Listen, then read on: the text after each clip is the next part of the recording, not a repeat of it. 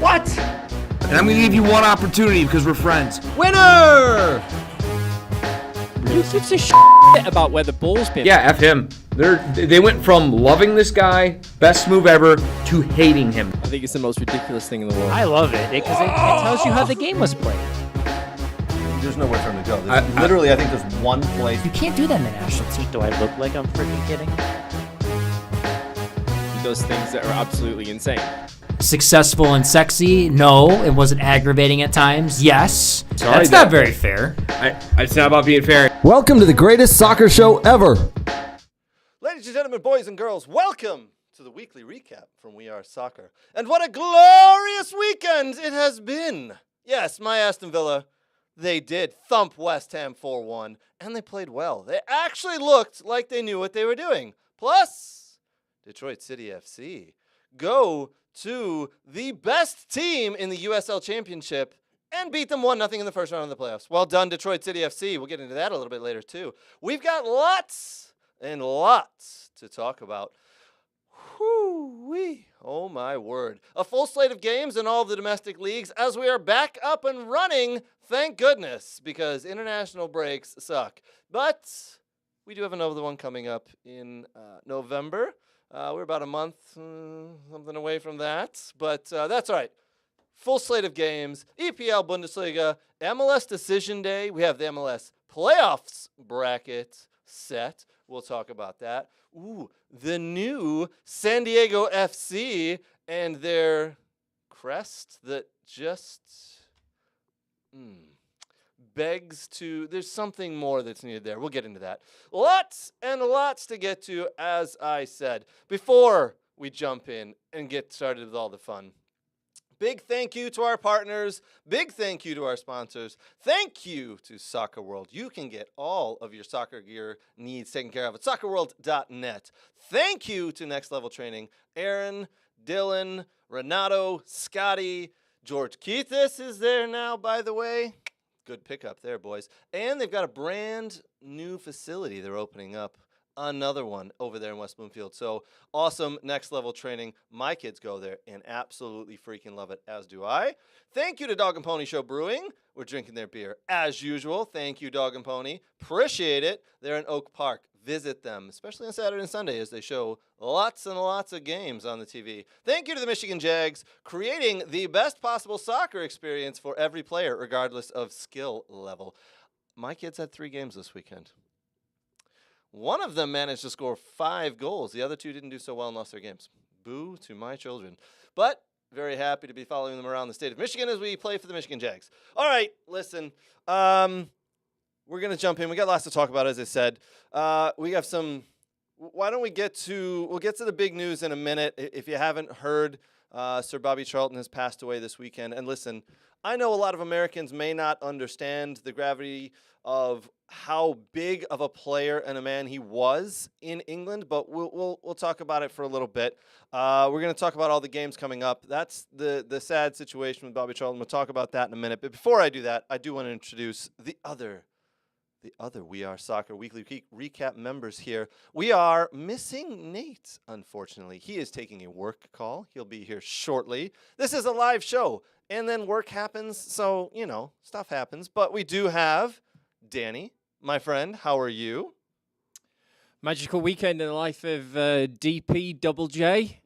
Absolutely magical. Yeah? Where's my trusted sidekick? He's not here. No, I feel lonely. Yeah. I feel lonely tonight.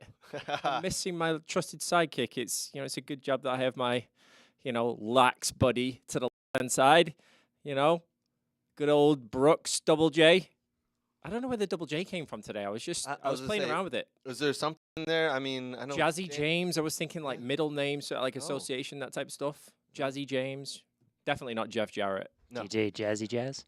DJ Jazzy Jazz? Did Yeah. you say that? Okay. And I was hoping Brooks would come in with some sort of like Do you have a rhyme or Eminem a intro. rap intro for us? No? Yeah, maybe next weekend for the Halloween episode. Gosh. Hint. That's maybe. Maybe. Maybe I'm talking about my costume that I made Ooh, next week. yes. Everybody be sure to join Yes. us next week as we will be wearing Halloween costumes. And I've been told the other members here, Nate, Danny, and Brooks, are really going to go all out and put something special on. All right, boys. Well, before we jump into the soccer and talk about that, how was the weekend, Brooks? How was your weekend of scouting? Well, yeah, the week, yeah. Oh, yeah. Let's see. Tuesday night, watched Oakland and Louisville. That was a good game. All That's right. unusual to usually see an ACC school go to a Horizon League school. So Oakland had their chances at the beginning, but it was then ended up a bit lopsided, about 4-0, 5-0 results. Wednesday night, oh yeah, Bowling Green UIC. That was easy to drive down to, and then I got Boy. stuck in traffic and construction on the way back, and left at like 9:15. Didn't get home till like almost midnight. So that was crazy. I have to drive back roads to get back onto 75, so then I can get back home down the Southfield Freeway. So that was fun. And then let's see, nothing else the other nights. Saturday, long day, Vardar versus Chicago Fire, so that was a good one. And then today was a lot of working on scouting reports. There was some stuff I could have went today, but I passed, and so I can work on the reports that are due the 31st. So yeah. Sounds thoroughly enjoyable. Mhm. No. You know what I did this weekend, Brooks? You did a lot of driving. I did a little bit of driving today, yes, but I also watched a ton of football, soccer. Man, I was playing on the couch yesterday, pretty much all day, just watching the game. Wonder what the wife felt about that. Yeah, we're gonna skip on to the next topic there, Danny. I did get a little bit of flack there, but it's okay. Yeah, I watched a lot yesterday. I think it was a reward. She was like, "You've been such a great husband that I'll just let you watch football all day." In full transparency, I was on the phone with him yesterday, and I've called him up on the way back from my tournament, and we're shooting the shit, talking about football and all that sort of stuff, and he interjected me mid-sentence, and he goes, "Hey, dude," he goes, "I'm going to have to get off the phone real quick when the wife comes home, because I've been watching and talking soccer all day." Yep, that's the life I lead. When they come back, I've got to make sure I'm attentive. Anyway, all right. So as you heard me say at the beginning of the show, listen, Sir Bobby Charlton has passed away this weekend, 86 years young. I do want to let Danny talk here a little bit. Devout Man United fan, understands the gravity of the situation. We can go into it a little bit. We'll read some stats. I'll let Danny kind of read it off. For you who may not know, this is one of the pillars of the game, from the 60s to 70s. This is a player that many probably don't understand how big of a man and a legend he really was. So I'll give the floor to my friend Danny. Thanks, buddy. Yeah, a difficult day on Saturday, really. Obviously I love the game of football and love Manchester United, and it was a somber day. I will say that there was a few, I'm not ashamed to say there was a few tears shed. Especially with my family. He was such an iconic figure. At the football club, and a legend, really, a true gentleman of the game, and beloved by his family and his friends, and obviously the Manchester United fans. He was one of the survivors of the Munich air disaster in 1958 that claimed the lives of so many of our players and staff, from that European Cup run. And he's one of Manchester United's greatest ever players. Not a lot of people know this, but he was a graduate of the Youth Academy. Played 758 games for Manchester United, 249 goals, European Cup winner, 3 league titles, an FA Cup, World Cup winner in 1966 with England, and not many people realize that he was also a Ballon d'Or winner. Yes, in 1966. Yeah. So yeah, How long that trophy's been around for? Yeah. Yeah. Well, I don't think they had that name back then, but yeah, a decorated Man United player, played his entire 17-year career at the club. Played for England 106 times, scored 49 goals, was on the 1966 team, was just a legendary man. I think more than anything, the stories I've been hearing after his passing yesterday was the stories of just what type of a person he was. Phil Neville, they broke into the middle of it was a halftime at the Liverpool-Everton derby, and they all of a sudden cut away, and I went, what just happened? What was that all about? And then they came back a minute later, and then they announced the news, and Phil Neville was on the broadcast, and he said, it's an extremely sad day for the club, and yes, he is a legendary player, but he was a better man, and that's what it was. And he started to talk about how people like Bobby Charlton passed down the what it means to be a Man United player to the Beckham, the Scholes, to the Phil Neville, the Gary Nevilles, and the Keanes. And that's Danny and I, as you heard him say earlier, were on the phone talking. We had a large conversation about that and how that has kind of faded away over the last couple of years, which is sad to say. But we can dig into that in a little bit. But definitely a sad day for English football and the Manchester United club. So, we did have a nice little graphics put up there. Sir Bobby Charlton. We got a comment from another Man United fan that runs our page as well, Mr. Don Hopley. Don, how are you, my friend? Yes, big Man United fan. Said being fortunate enough to be on the training ground at Manchester University with Sir Bobby. I remember him being a wonderful person and coach. He still had the love for football like a kid. Whenever he blew the whistle to halt training, he'd absolutely smash the ball into the net. I looked at him and said, "You can't let a ball sit when you can't hit it into the net." Laugh out loud. Rest in peace. Brilliant. Just incredible technique as a footballer as well. He almost glided across the field.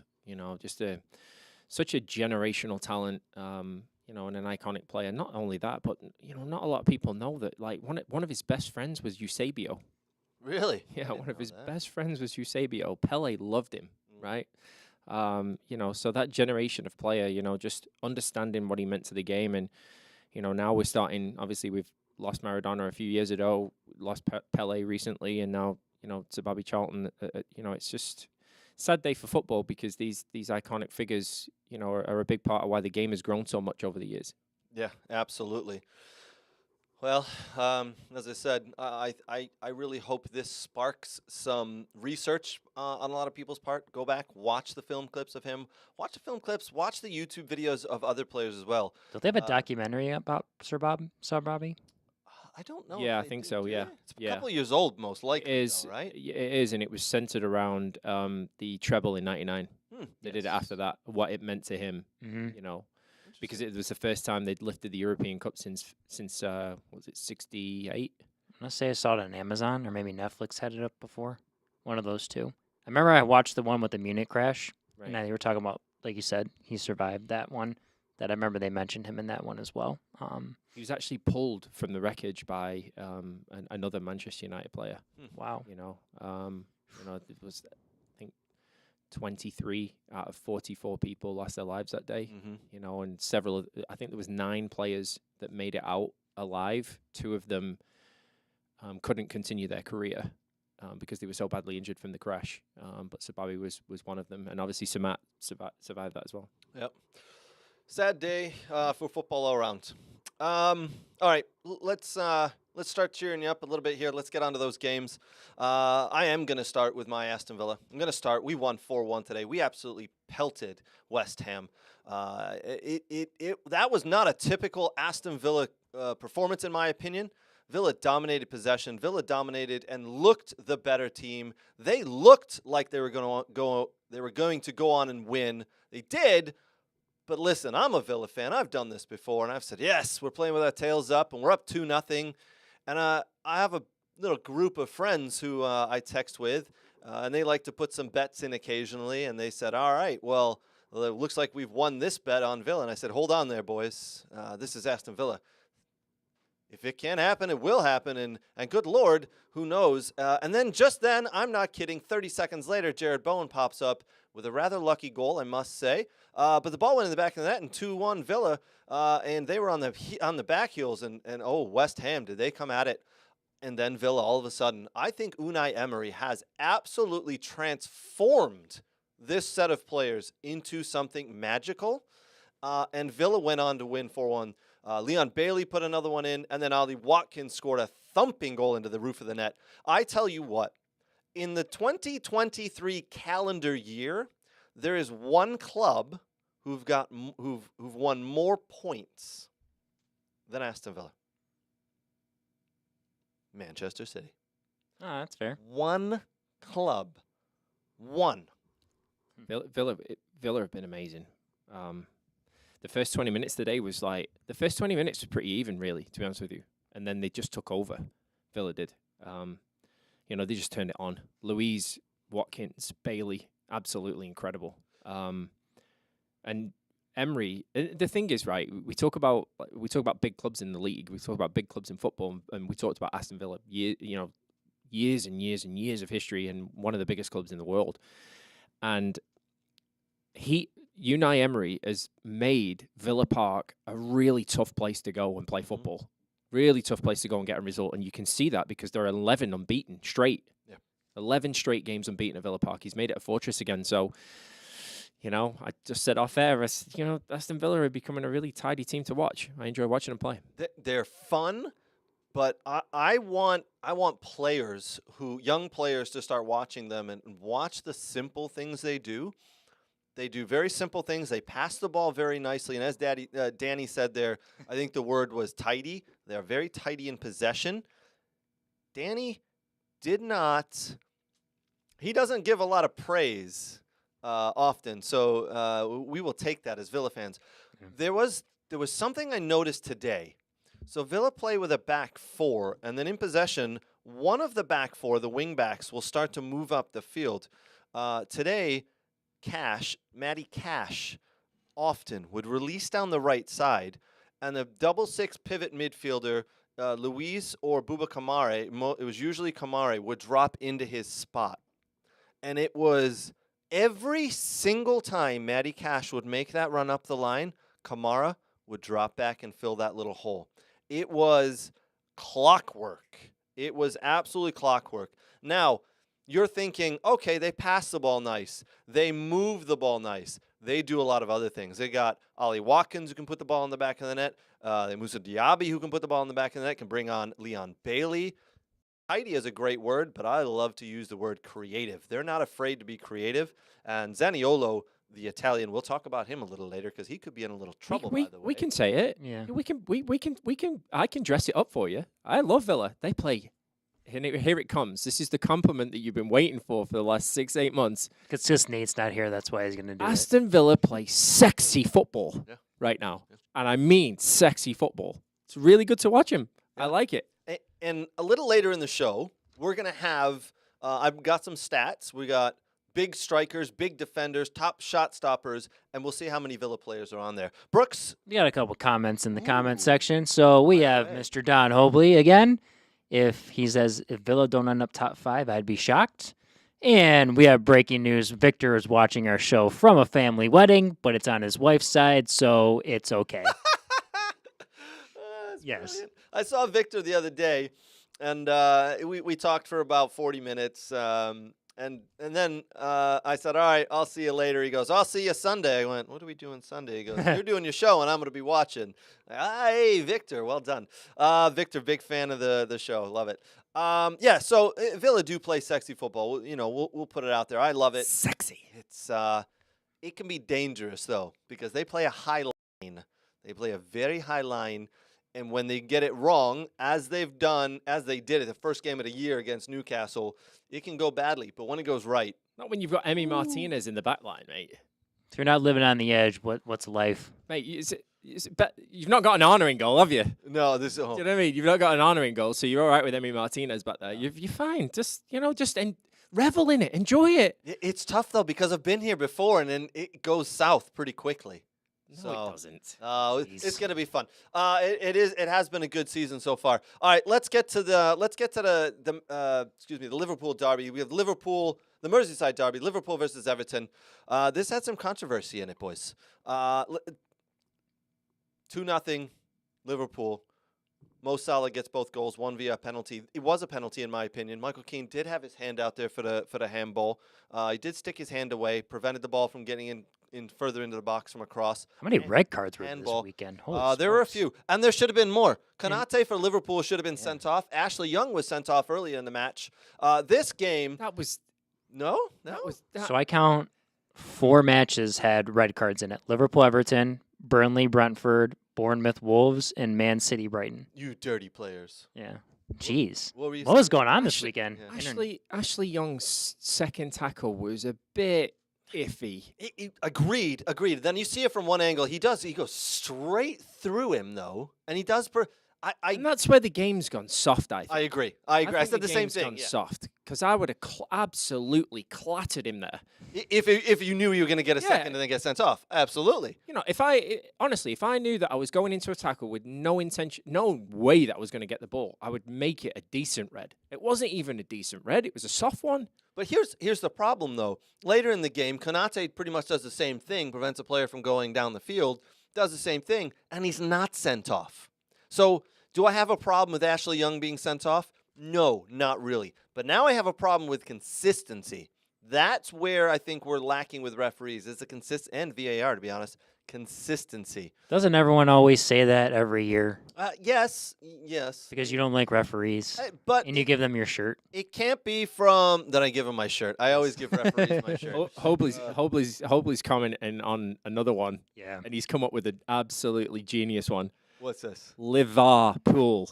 VAR. Liverpool gets away with another one. Yeah. They had a penalty shout earlier in the match, which was overturned, by the way. But I do think that was a handball. I think it was very similar to the McTominay one that happens in the Man United Sheffield United match. For me, this week, VAR pretty much got it right. Wow. I think that I will give them a 4 out of 5. I can't give them a 5 out of 5 because it's VAR. Is there a website you can go on and do a rating for them every week? No, They should it's- have that, Should honestly. put that on the Twitter. Everton were unlucky, really. Yeah, to be yeah, they honest really with you, were. Because for 30 odd minutes, they defended quite solidly with good shape, good lines. They weren't easy to break down. They weren't. He had them really set up well. Yeah. I agree 100%. Sean Dyche had that team ready to play and had them set up very well. And that red card ruined the game, and it ruined the game from the Liverpool perspective as well, because for the first 30 minutes, Liverpool kind of invited that pressure on from Liverpool, and you could see it from free kicks and from corner kicks. The breakout, that's how Liverpool thought they were going to score. That's how Liverpool thought they were going to win this game, by scoring multiple goals from breakouts, because they exploded out of Everton corner kicks. And then when that happens, Everton are forced to sit back and really soak up the pressure. And Liverpool weren't set up well for that. And they got pretty lucky, I would say. I personally think that game could have ended 0-0, and everybody would have walked away going, yeah, that's a good result for Everton. And yeah, you know what? It is what it is for Liverpool. Sorry about your luck, but here we are. I need Everton to keep losing so I win my bet. Yeah, Maybe I should have bet Sheffield United because they only have a freaking point. Oh, my word. Let's put the bet board up, yeah. Yeah. So the Man United beat Brighton. That one's already cashed out. Flipping Chelsea's in 10th. Come on. What is going on? Everton, less than 15 points this season. That's you and I, Brooks. Yes. What are they on now? 7. They're on 7. Is they on 7? Here's the table. Yes. Look at that. Everton up to 16th on 7 points. Yes. You know what, though? I might have to cash this bet out rather quick because I think Everton are definitely going to get more than 15 points. They are poor, but they're not going to be relegated this year because Sheffield United, Bournemouth, and Burnley are just poor. Everton is just really lucky. There are worse teams than them. Yes. We'll get back to the board here in a couple of minutes. So there's that Everton 0, Liverpool 2 game. Let's jump over Man City 2, Brighton 1. Man City up 2-0. I think it was inside of 25 minutes. Julian Alvarez scoring again. A little bit of a fluffed shot. Gets a bit lucky. Loops over the goalkeeper. And then Brighton give the ball away. Just silly. Just absolutely silly. Give it away to Erling Haaland, who runs with the ball for about 10 or 15 yards. Strikes it from 22 yards out, lower corner. Brilliant goal. Erling Haaland, 9th goal of the year, by the way. And 2-0 up after 25 minutes. And you're thinking, Man City are absolutely going to run away with this game. Brighton, you need to take shelter now because this is going to hurt. And then slowly but surely, Brighton climbed back into it. Brighton came back into the game. Mitoma? Oh, my God. I'm gonna let you say it, Danny. I have never seen Kyle Walker get turned inside out like a pretzel. Several times. Not just several times. For the goal, Yeah. for Brighton's goal, he got turned inside out like a pretzel. Mitoma is the real deal. No joke. And he just signed a new contract with them. I've never seen Kyle Walker get embarrassed like that. He just signed a new contract, and you absolutely know that new contract from Matoma has an out clause, and you know it's money, and Brighton are about to cash in big time this summer. But you nailed it. I've never seen Kyle Walker beaten for pace and be turned like that before. First time ever. Yeah. Kyle Walker was on my top 11. Yeah, he's played against he's played against Vinny Jr., he's played against Rodrigo, he's played against some really good fucking footballers, you know, over the past 2-3 years, internationally and for Man City, and Matoma just tore him up. Yep. I mean, that was probably the first time I've ever seen Kyle Walker have that poor of a spell. I felt sorry for Brighton, really. I felt sorry for Brighton, really, because I thought they deserved more out of the game. You know, some poor defending, you know, some poor defending early on, but they gave City problems throughout the game. Yeah, you know, they really did. And it's just, you know, it's just, you have that, right? You have a good performance, you know, and you try and recover from it. Okay, you get beat 2-1, but I feel really bad for Sully March. Yes. Why don't we talk about that? So, it looked like a pretty innocuous, like, all right, maybe you just rolled your ankle, or what happened there at the end? Everybody's saying, come on. You could see Roberto De Zerbi, the Brighton coach, saying, come on, let's go. You didn't get touched. And it's come out, Danny, that he has, in fact. I think he's done his ACL. There's no two ways about it. The way his leg buckled, you know, it just, and he immediately touched his knee and he put his hand up in the air and said, like, I want out. You know, it's just sad day for him because he's a good player. Yeah, and that was just one of those, no one really around. There was someone sliding by, or he was trying to change direction, and yeah, that's the unfortunate part of the game, right? We play at such a fast pace with studs on the bottom of our feet that grip, and when we turn, and you know that happens. It's unfortunate. Sad day because Sonny Marsh now goes down. He's out for the season, probably a full year. And Brighton, they're drop points where, I mean, a little bit more clinical in front of goal, and they get something out of that game. They could have drawn that game. Yeah. I mean, credit to Brighton, right? Like, just sticking with a club like Man City, and I swear, like, you know, everyone's like, I don't know if they can do it. I don't know. And listen, right now, I think they're sitting, if I'm not mistaken, right now in, we've got them in 7th place right now, so they're tied with Newcastle on 16 points, and Villa are in 5th with 19. So, you know, they're not out of it. Like I've said, I think they can get that 5th spot, and it's going to be a battle. I think they're gonna battle there with Man United in 8th and Newcastle and Villa, and it's going to be really interesting. And we'll see if West Ham can get back in it or not, or if just kind of a fluke they're doing so well, you know. But if you look at the table, right? If you look at the table right now, and I was looking at it before we came to, you know, pre-record. If you look at like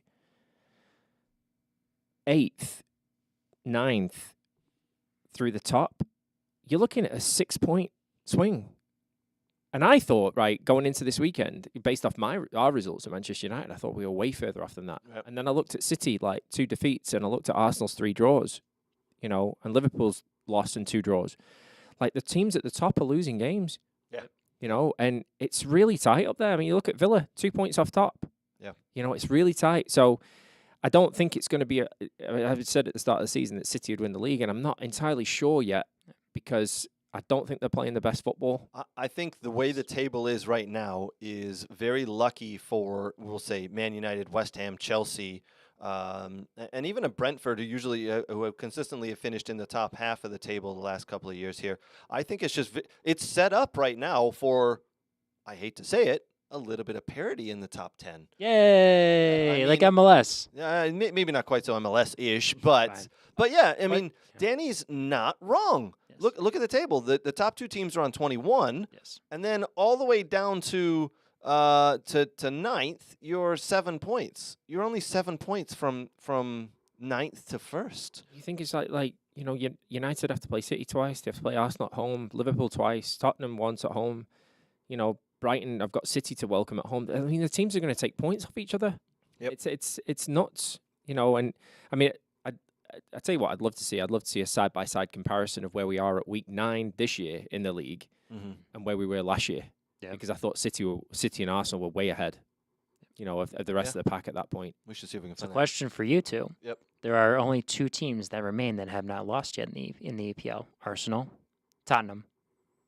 Who loses first? Ooh, the two North London. I'm gonna say Arsenal, because watching them, and we'll get into the Chelsea Arsenal game in a minute. But watching Arsenal this weekend, I thought they were poor. Yeah. I also thought Chelsea were poor. Really? I thought Chelsea were poor in possession of the ball, yeah, as well as Arsenal. I thought they were both poor in possession of the ball. It was a game of mistakes. Oh, It really absolutely. was a game Yeah, of it got a bit mistakes. sloppy there. Yeah. Why don't we talk about that game next? Why don't we talk about that? Yeah. The Arsenal-Chelsea game at Stamford Bridge. It started in the pouring rain, by the way. It was absolutely hammering down there in London. Finished 2-2. Chelsea up 2-0. And in my opinion, Chelsea are slowly starting to put it together. They started out the season very poorly, but you could see Pochettino has them going in the right direction, but it is slowly getting there. I think Pochettino is just taking his time, getting it right. Listen, you go up 2-0 against Arsenal, you're doing something right. Now, Arsenal was shit, Craig. but why were they bad?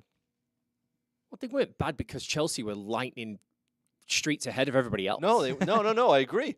But Chelsea, and I'm going to tell you this, Chelsea have had some unfortunate results this year. The one where they lost to Villa, I actually thought Chelsea were super unlucky to not get points out of that and even actually win it. So Chelsea have started out very slowly, but I'm telling you right now, I said it to someone the other week. This might have been 3 weeks ago. They'll finish in the top 6. They look better. They're going to be all right. Chelsea? They look better, but the handball was harsh. I thought. Mm, I thought the handball No. was harsh, and I mean, any handball in the box, I'm the first one to say it's a penalty, but it's not like he's intentionally done it. He's gone to win the ball with his head, and the ball's come off Mudrik's head and hit him in the arm. Mudryk has headed the ball specifically, and I think you can see from behind because Saliba's arm is here and he's reaching for it. And I know that when you jump, you outstretch and you use your arms to leverage yourself, right? But if his arm isn't there, that ball's going in the net. That ball's going in the goal. No? I mean, I don't in the era that we're in with VAR and the constant lack of solid and sound foundational decision making, we're in a really tough point of being able to sit here and categorically give our opinions about handball when we don't know what the correct answer is. And for me, it seemed harsh, and now there's some that just look completely handball, but it seemed a bit harsh for me. It just underlines that the handball rule is a mess, but, it was just a game of mistakes. I mean, you look at Mudryk with his header that caused the penalty, and then you look at Mudryk's goal. Oh my God, Mudryk's goal! Good Lord! It was a fluke. It was a cross. Yeah, it was absolutely a cross. I love as a striker should claim Right, it. but yeah, he claimed it. He ran away and he did his whole celebration, all that sort of stuff. But it was a cross. But Yeah, dear absolutely. God, the goalkeeping was bad. Oh. know. I mean, all right. So I saw a meme the other day that says Aaron Ramsdale's having an absolute wonderful weekend. Apparently, his wife and him just gave birth to a child, and now Raya has had a howler of a game. So Ramsdale should get recalled. Why would you do that as a manager? I mean, it's one of the reasons why I think Ten Hag got rid of De Gea. Why would you have 2 number 1s at your football club? Absolutely silly. It's just Absolutely silly. I don't care how many games you have on the schedule. 2 number 1s causes issues in the dressing room and everywhere Yeah. because you make one mistake and everybody's calling for the other guy. I'm all for like healthy competition and all that sort of stuff, but you have a solid foundational goalkeeper that's just he's going to be your number 1 because they rarely get injured. They don't do any work on the field, So you've got your number 1 keeper, Yeah. but you don't bring in another number 1 keeper from another Premier League team and put him in your starting 11. And Ramsdale sit at home going, "Fuck is going on here? Yeah. I've just been the top goalkeeper in the league last year, Yeah. and he now was. I'm dropped." Yeah. And in the England squad. Brooks, what were you gonna say? A comment from our YouTube Love those comments. Keep chat. coming. Yes. This is from Banana Clips. That's his username. Conor Gallagher is underrated from yesterday's performance. Him initiating the press killed the Gunners. From a Gunner myself, killed everything in the midfield, and honestly, Caicedo worth the fee. Ooh, I like that take. I Good like analysis. that take. That's an Arsenal fan, yeah? Yes. An Arsenal fan giving praise to Conor Gallagher, Chelsea player, and Moises Caicedo. Yeah. So let me ask you this, Banana Clips. Moises Caicedo or Declan Rice? Who would you rather have? Declan Rice. I vote Declan Rice as well personally, but I think he Caicedo. does more. You want to go? You're going to go Caicedo, Brooks? Yeah, course because he you're goes gonna- around. No, he goes around and kills people. I like that. He goes around and kills people because Yeah, is he's a that- destroyer. he's a Who destroyer. doesn't want a destroyer? You only said that because he's a former Seagull. No, Yes, you did. no, I did not. Let me know what Mr. Banana Clip says. By the way, I wanna know will. his comment. And he says Caicedo after yesterday. Oh, on yeah, Caicedo after yesterday. English tax is real, Ooh. but love me some Rice. Yeah, I like that. I think Declan Rice is by far one of the best midfielders in the world. I think he proves it with his brain, but Tell you what, you hit a cracker today off that mistake from what's Chelsea's keeper? yeah, called? Sanchez. Sanchez. Yeah, Yeah, that was a silly ball. God. Silly ball. Who was the player that didn't come to the ball though? It wasn't Caicedo, was it? Was it Enzo? Someone. It was the ball was It put was to Enzo. someone. Was it Enzo? Yeah, it was Enzo Fernandez. Yeah. Speaking of Enzo, did you see how calm, cool, and collected he was when the Saliba penalty was called? Raheem Sterling picks the ball up and he says, "I'm taking this," and then over goes Palmer and says, "No, I want it. I'm supposed to be the." And they both look at Enzo, the captain, and Enzo goes, "No, Palmer's taking it." He just literally looks at Raheem Sterling and goes, "Him, Palmer." That's a captain right there. See, right there, Banana. I 100% with him. Caicedo could play in a single pivot, but not Rice. 100%. I guess. Caicedo yeah, covers sure. more ground than Rice does. Sure, why not? If you play in a single pivot, you're Alright. you're more It manly, depends. Craig. If you Right play there, in a Mr. single Mid. pivot, Right there, Mr. Midfielder. I think it means you're a better midfielder if you can play in a single pivot than a I don't know double. if that's what that means. I didn't need to play in a double pivot. I was that good, Brooks. See, you were a single pivot, so you're for Caicedo.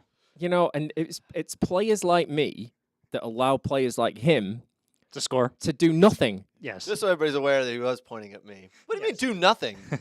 I mean, you run around a little bit, and then you walk into a little bit of space, and you walk into channels and stuff like that, and then you get balls from players that can break lines like me, and then you go and do your thing in front of goal. But That sounds like Messi. Just call me Messi.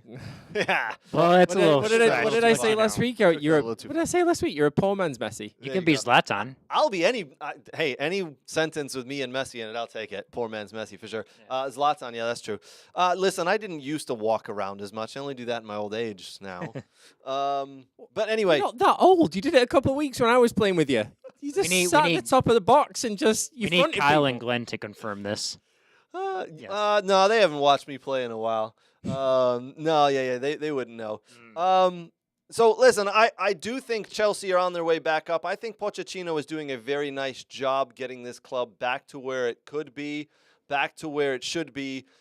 They've spent almost £1 billion in the last year and a half. They've got some players there. We're going to talk about one of their players coming up in a little bit.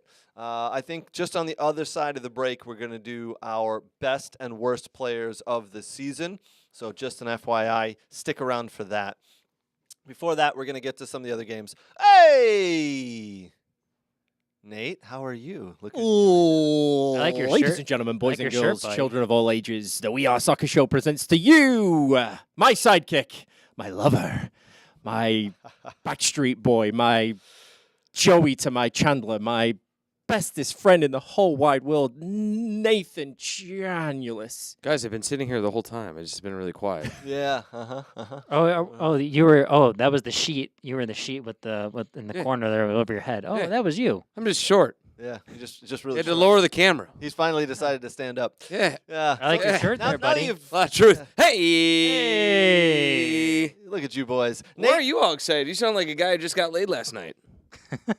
Whoa. That's not true. Yeah. That is not true. Yeah. Uh-huh. Nate, how are you, buddy? You doing all right? Me? If Yeah, I was you any better, I'd be Danny. Yeah. Yeah, we all said that actually at the opening. Yeah. Did we all just wake up and just go, I wish my name was Danny Price? I didn't go that far, but yeah, close to it. Oh, Yeah. too Is far? that how you feel every morning? Yeah. And then I look in the mirror and I go, Well, and then I try to reach something on the You top need to shelf jo- and I'm like, I can't. You need to join me more on leg day. Why? I wear pants. Hey, what do we got on the other side over there? What's that morsel treat? This Morsel. Yeah, what do you got there? somebody gave it to who was it? Mario. Mr. Mario Perez. Mr. Mario Perez for helping him out. Oh, Bottle of Terramana tequila. You want to open it? And I mean, it'd be insulting to his culture. I'm not even sure what his culture is. It'd be insulting to his culture. I love that Do stuff. not open it. Yeah. If you don't do it, you actually, in some nations, I and love that places, stuff. What stuff? Tequila? Yeah. Terramana tequila. I've never had it. Never had it either. Mm. Okay, you show up late, right? And now we've I was here the whole time. The We've just camera had to completely pan gone off down. topic. What? We've just completely gone off topic. All right, let's start the show. All right, so did you do the opening yet? Can start? We've done the opening. We've done everything about the show. What do you mean? We're talking EPL now, buddy. What's that? English Premier League. Ah, yeah, it's I called know Oil you don't League. like. I know you It's called- don't. It's called Oil League. Well, you know, like when I do the U of M, the EPL, you don't like all that stuff. Yeah, too The many letters. Yeah, I too don't many read. letters. Let's jump back. Hey, did you watch that documentary with the guy? Which one? The guy? The one And you with had the to hair read? and the Because I tattoo? didn't. No, 'Cause you had to read. Yes, I watched the documentary. where Did had you to read? the subtitles? Yes. Bullshit. Can I you read watch- it? Can you watch read a it lot to of me? documentaries. Can you read it to me on the phone while the documentary's going? I'm actually gonna set up so your child reads it to you. All right, I'm in. Yeah, I'm in. both your children are better readers than you. Which is not, Not the which is 3-year-old. Not a knock on you. Not the 3-year-old. Yeah, it's close.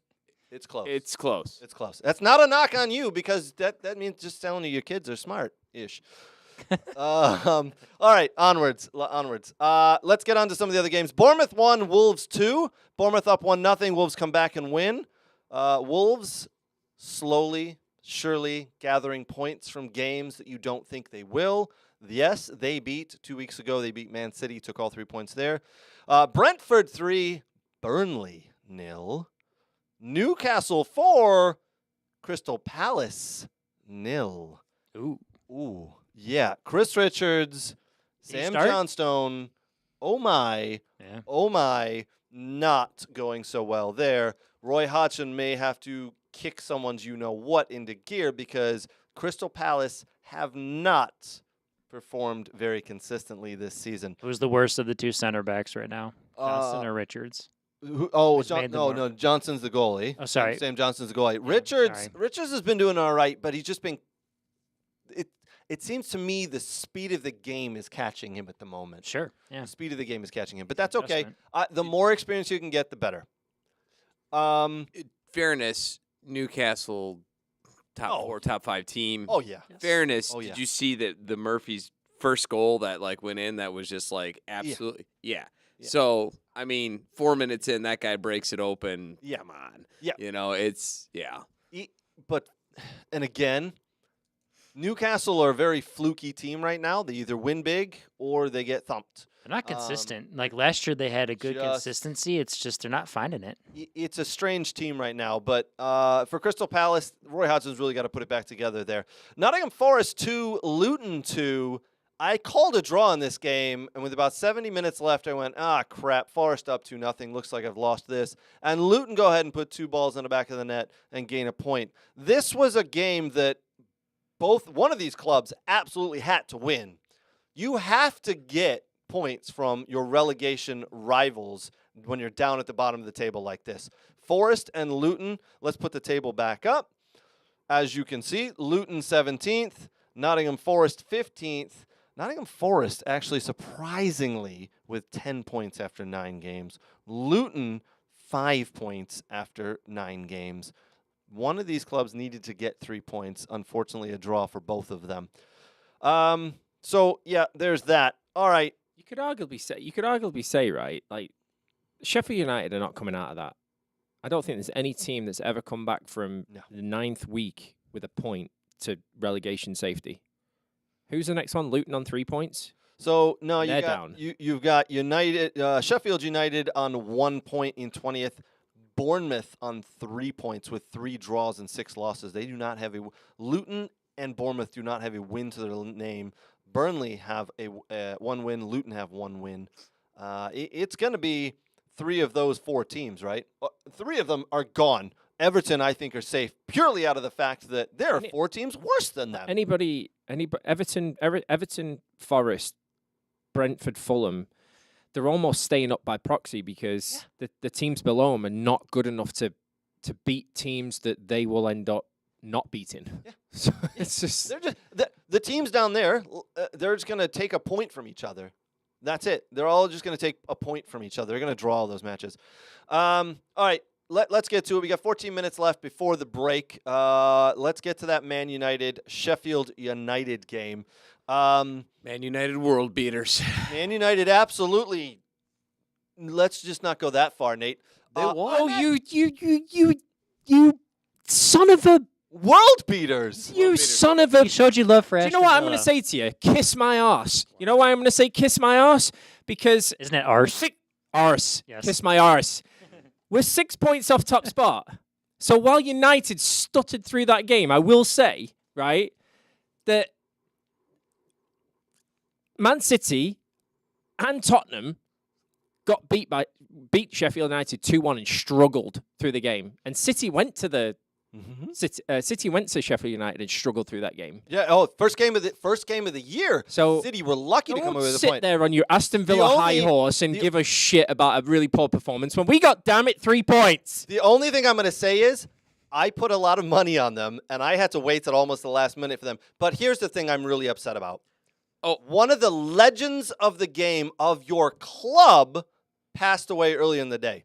Absolute legend. Every single player should have said, the fans are out there in a solemn mood. We've got to go out there and put a performance in. We've got to stand up and really show everybody this club needs to be back where it is. And one of the men who took it to the top of the world has passed away today. Let's go and show them. And then they come out with that performance? You mean I don't know if I was. You mean a performance where they have 62% of the possession? Did you watch the game? Because yes, I did. It was. They were sloppy. In total control, maybe? They were in total control. Armbar had one that pinged off a post that would have been. Actually, we hit the woodwork twice in that game. Sloppy. Could you put those balls in the back of the net so I don't have to worry about my bet for winning $75? Let me ask you a question, though. Sloppy. You're missing that. Nah, I don't think it actually was from what I see. Let's go back and rewatch it together. I sat down and watched every kick of that ball. Is this the Craig Hearn sitting in fifth on his high horse? Yeah. No, this has nothing to do with Villa. Yeah. I mean, I was just happy they won today. By the way. You're forgetting the. Please read off some more stats for the guy who says stats don't mean anything. Please read off more stats to me. I'm gonna. Would you like to continue just shitting on United for the sake of shitting on United? I mean, I keep put going. money on them to win. Hello, everyone. This is the Craig shits on United because he hates United segment of the show. Go for it. Every week. I think the emphasis of this is because he was betting on them, and this is why the why you're getting this type of Craig right now. Oh, okay. Yeah, I mean, 81% accurate passes. Oh, not good enough. Congratulations. Did you still win your bet? Yeah, I won the bet. What the hell are you crying about then? I picked 6 winners in one bet. Okay, so you won your bet. So why do you give a shit about the performance if you won your bet? It took a worldie from Dallo. It was a worldie. 74th minute. That was a great shot, by the way. It was a worldie. Dan Wolke. They completed half the passes that they completed were in the opponent's half. Oh, lovely. What did Dan Wolke say? He agrees with you, Craig. Dan Wolke, go and take Dan Wolke. Whoa. This doesn't happen very often. Yes. What did he say? He says, I can't believe I agree with Craig about Man United. I'll take the result, but we played poorly today. So without saying the word sloppy, without saying a trope, without saying some really cool buzzword, specifically where, what, and how, what player, when, and where, how did they play sloppy? Marcus Rashford, 2 out of 10. Useless. 2 out of 10 what? Shots?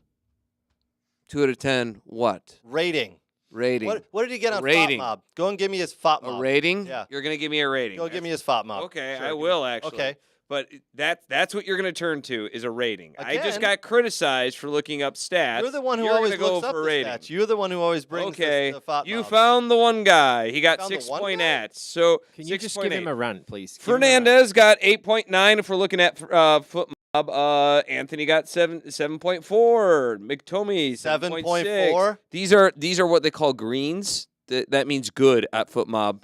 Brooks, yes. Yes. Okay. Oh, Still waiting for the rant. Ironbutt 8. Maguire 7.7. Below 8.5. Well, apparently FootMob did not. You told me to turn to it. I'm just reading it. No, you told me to turn to it. You said go to the source. I'm at the source. Here we are. Oh. Lindelof had an assist in 8.2, and How'd you guys do? Johnny What was the final Evans score? 7.4. By the way, Sofian Erenbot had the most tackles in the match, but shit, he sucks. Good job, buddy. How was his passing? His passing was probably just about as good as Maguire's, Probably who just as had good. the Probably. most passes in the match. Probably. That should be the story of the match that Harry Maguire had, your countryman. But no, by the way, let's we're going to focus. talk about Harry Let's Maguire. focus. Let's just focus on the team you hate. That's okay. He hit the Sheffield word United? work one times. Yeah, and won the most I duels. think it was twice, actually. Aaron Brett won the most duels out of the match. But tell me again how he shit.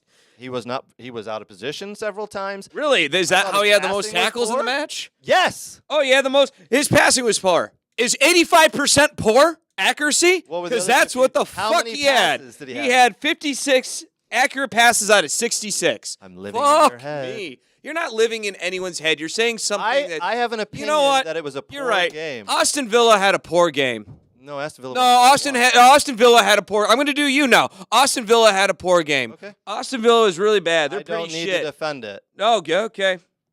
You're not living in anyone's head when you say a stupid statement and back it up with nothing. Because United won off a worldie from a player who does not shoot that much. Okay. I thought Garnacho should have started. I think they should bench Rashford. I think Højlund, who was pulled off at the 60th minute for Martial, was not used correctly. And when he did get the ball, didn't do anything. Okay. So they could not find his head to save his life. There were no crosses at any point close to his head. What is the point of having a striker like that up there if you cannot cross the ball properly to him? Again, watched every kick of this, even went back and watched the highlights again. From my standpoint, I think Sheffield United were unlucky not to come away with a point on this game. Yes, Danny said it. Sheffield United have played the top teams really tough. They should have gotten a point out of Man City on the opening day. Unlucky to not do that. 2-1 loss there as well. Again, I thought the game was sloppy. I thought Fernandes went missing. I thought, you know what? Fernandes, Anthony, and Rashford in the middle of the park, not good enough. Absolutely not good enough, in my opinion. Just my opinion. There you go. We just went through like 8 games, and he didn't speak that intently about any other club. I know. Wait, no. Tensions rise. So when who's Nate- living when in Nate whose got head here? Oh, I absolutely did. I hate United. Therefore, I watched the whole game, took notes so I could bash on them to get a rise out of people. Solid. Not even close. I think you live in his head because he was calm and nice, and then you got here, and then it was just Oh, no. 180. Hey, So- Brooks, I despise Man City. Ask me how much I watched them today. How much did you watch? 0.0. They didn't play today. They played yesterday. 0.0 yesterday. Cool. Was there any other game on during the United game time? What No. time was the United There game was time? not. No, there was. Oh, no, there was. You're right. There There was. was. It was the main game on NBC, I believe. Yeah. Victor likes when I karate chop because he knows I'm serious. Listen, I mean, I expect more from United. What do you want me to tell you? I expect more, especially when a pillar of the game, a pillar of their club passed away earlier in the day. I expected more. I expected them to stand up and really play like United, and they didn't. You know what? I've said it a million times. Anthony and Fernandes, for me, are not Man United players. Anytime I've ever seen Man United play around a 1958 Munich air disaster, a death of a legend or something like that, they never play well. No? Never. No.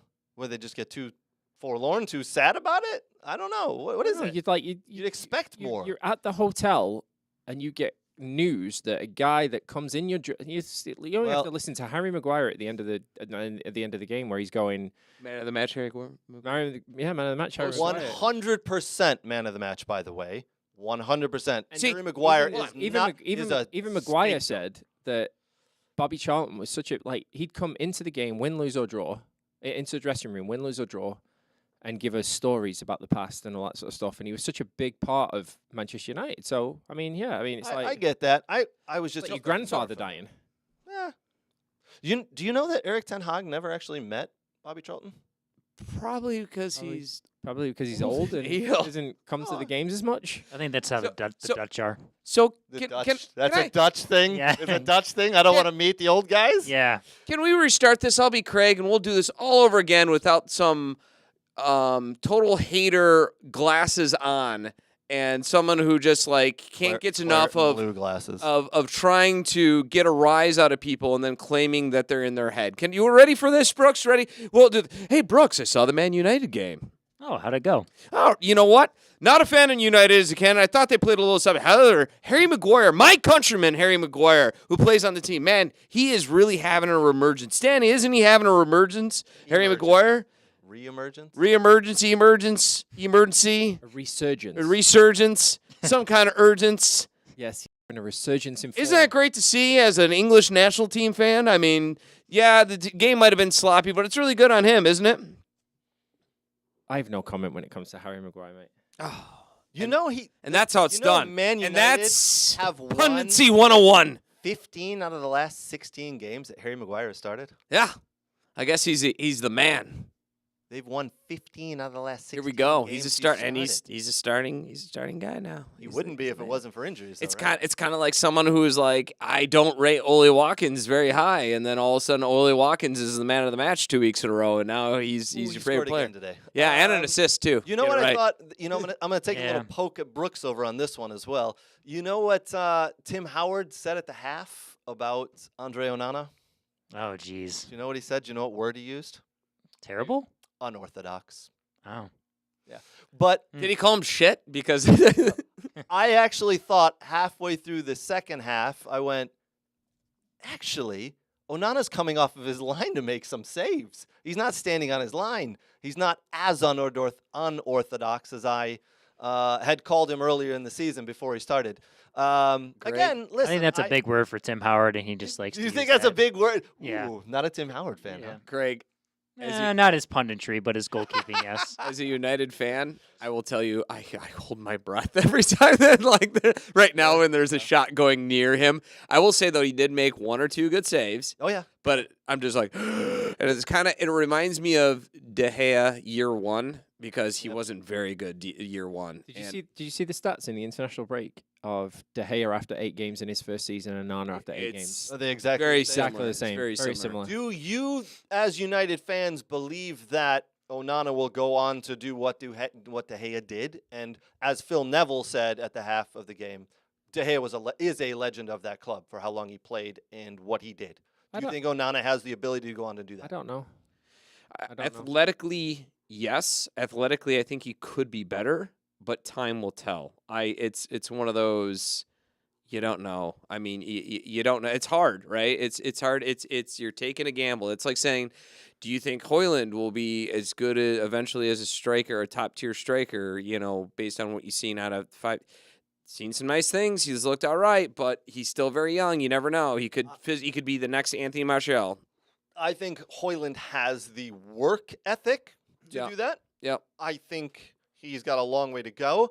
I put a bet on him to score in this game, so he can go F him. I'm just kidding. No, but I did put a bet on him to score because I really did think he was going to score in this game. And that's like the same. That's the same look I have in Onana, right? Like he has all the right attributes. He can do some great things.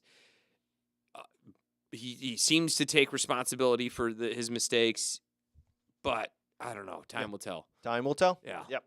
All right, we got what we're gonna do now is we're just gonna get to our We're at a halfway point. We're gonna take a small break. We're gonna refill those drinks. You do the same. Join us on the other side as we have. I'm gonna put a little test to the boys here. We've got some stats of strikers who've missed big chances, shot stoppers who've excelled this year, and defenders with the most true tackles. We will get there, and we've got a couple of other things, the Neymar injury, MLS playoffs. Yep, we said playoffs. We've got a couple of other things. I'd like to talk about betting and players. We'll talk about that on the other side of the half. Don't forget to come back. We will be still here.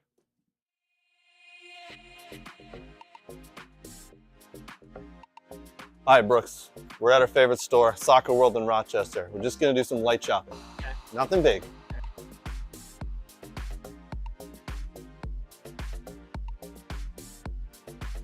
Ooh, pretty colors. Oh, and one of these too? Ooh, Germany. Nate would like this. Hey, Brooks, look at all these. Look what I got.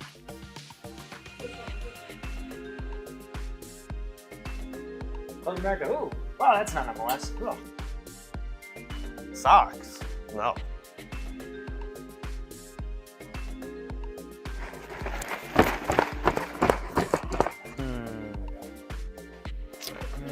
Ooh, a ball pump. Next in line. Sir, you're next. Right.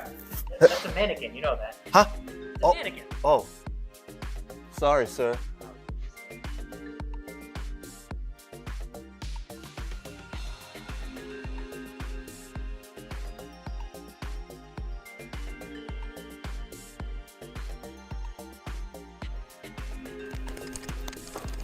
Frank, what are you doing? Nothing. Huh?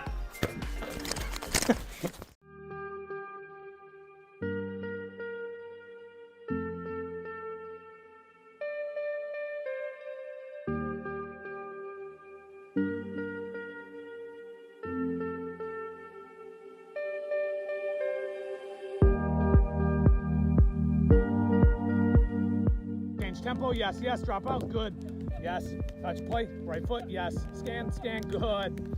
Touch in, play, drop your hip, right, yes, good scan. Yes. Jay, well done. Get side on touch. Play, see it, yes.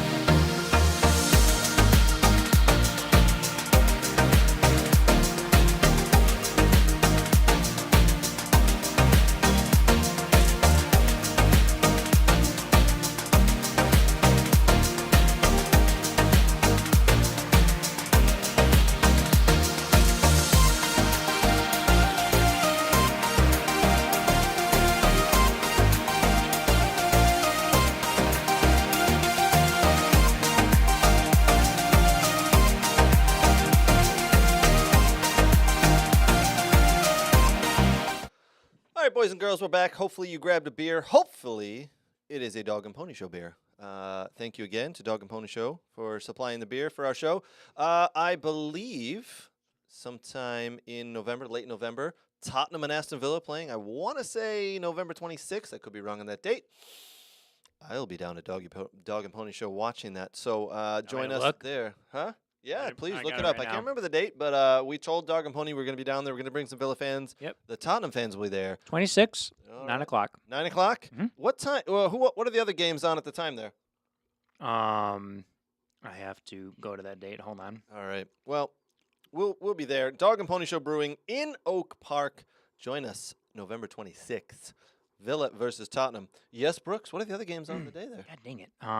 Yes, I have on the 26th the other matches. We have Everton and Man United at 11:30 a.m. And just those two. And then the next day, Fulham and Wolves play on the 27th. So just 2 matches on the 26th. Just the 2 matches. That's all right. We'll be there. All right. As you can see, I'm wearing a Detroit City FC shirt. Yay! I put my pundit hat on. Wrong one. I'm sorry. Wait, that's- Malfunction. I say, wait, we need to clap. Sorry. Yes, I know. So the Wrong button. Pittsburgh Riverhounds are the USL Championship's top points getter this year. I don't know what is it. I forget the name of it. It's not the Supporters Shield. It's The Players' Shield. I Players think Shield they or something call like it. that. Or Yeah. the top points getters. They're #1 team in the playoffs, and they are no longer in the playoffs because Detroit City, who on the last day, the absolute last day, got into the playoffs with the 8th seed and went to Pittsburgh and beat them 1-0.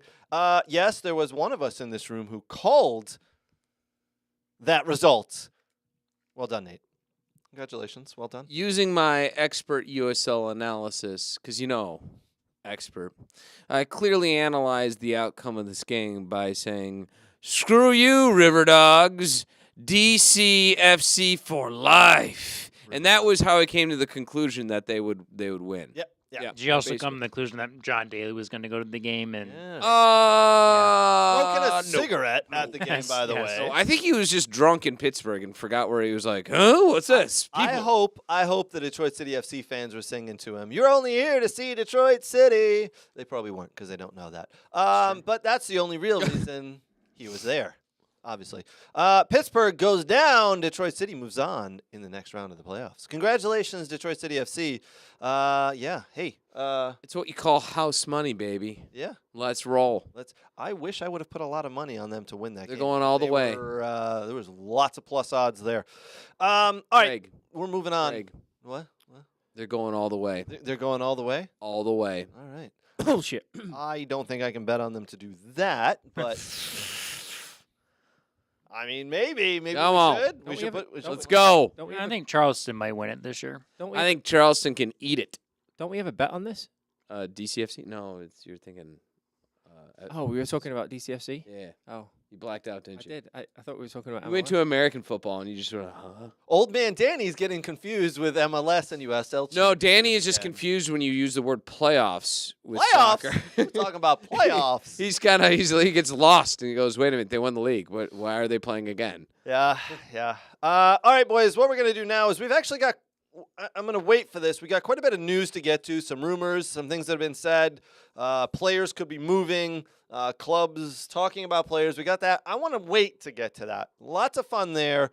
I want to get to something I really, really didn't prepare you for. I did not prepare any of the guys for this, and that's why it's going to be more fun for me.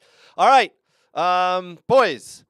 Players this season, strikers specifically here, most wasteful finishers this season.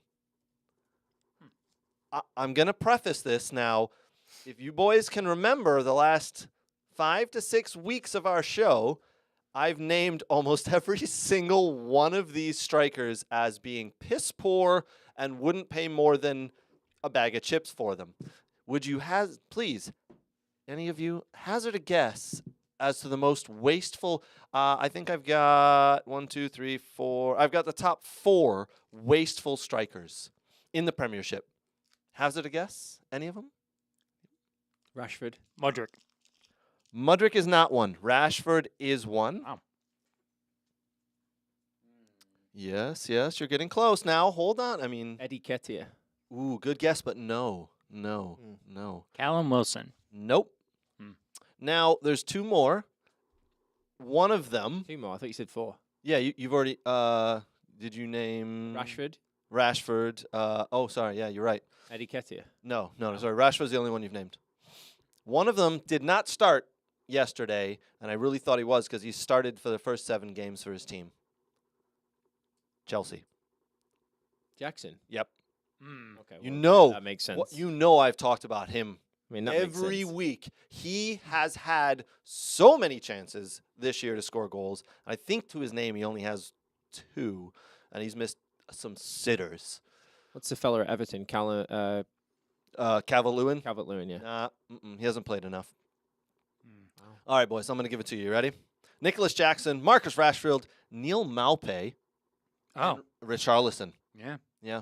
Not So sure. Oh, we you should've know, guessed Richarlison. you know I don't like Neil Maupay. I think Brighton made a killing on Richarlison. that. And Richarlison, you should have guessed that one. I would have taken Richarlison at Man United, actually, when he left Everton. For I would've- 75 million? For 7. Hold on, you let me finish. All right, all right. Well, that's what it would have taken to get him. For 76 million? I would have taken him for 70. No, 74 and a half. Wow, So bargainers. You would have thought he would have been a decent player for Man United? I would have taken him over Martial. Yeah. You would have loved it because Oh, there would have okay. been Over two. Martial. There would have been 2 crap players. Anthony and Carlson could have played on the same Oh team boy, together. could you imagine Martial and Who had the worst week this week? I would have definitely taken questionable. Richarlison over Martial or Montreal, as you know, Nate Montreal? calls him. Yeah, it's because I hate Canada. Oh yes, go on, continue. All right. Next one. So those are the most wasteful strikers. Now, there's a big difference between being wasteful in your opportunities and giving the ball away. And the next one, there's 5 strikers on the list. Strikers that have missed the most big chances. Today, Ollie Watkins receives the ball on the 6-yard line, takes a absolutely wonderful first touch to take the ball from his right foot past the defender, and it's just him and the goalie on the middle of the 6-yard line, and he scuffs it. That is a big chance because it was just him and the goalie. He had 2 touches of it, and he scuffed it. That is what a big chance is. Can you name players so far this season have missed the most big chances? Yeah, I'm going to take a couple stabs here. I'm going to say Holland, Watkins, and Jackson. Erling Haaland. I know you guys are looking at my screen up there, but don't. Try not to. Don't cheat. I wasn't looking at your screen. Don't cheat. I wasn't looking at your screen. Erling Haaland has had He told me, he sold his hand when he told me he used FootMob to find out Rashford's rating earlier. Erling Haaland, big chances, 15. Scored 6, missed 9. He's shit. I thought he was shit last year. Sorry, hold on. This is actually before this weekend, but he missed another one yesterday as well.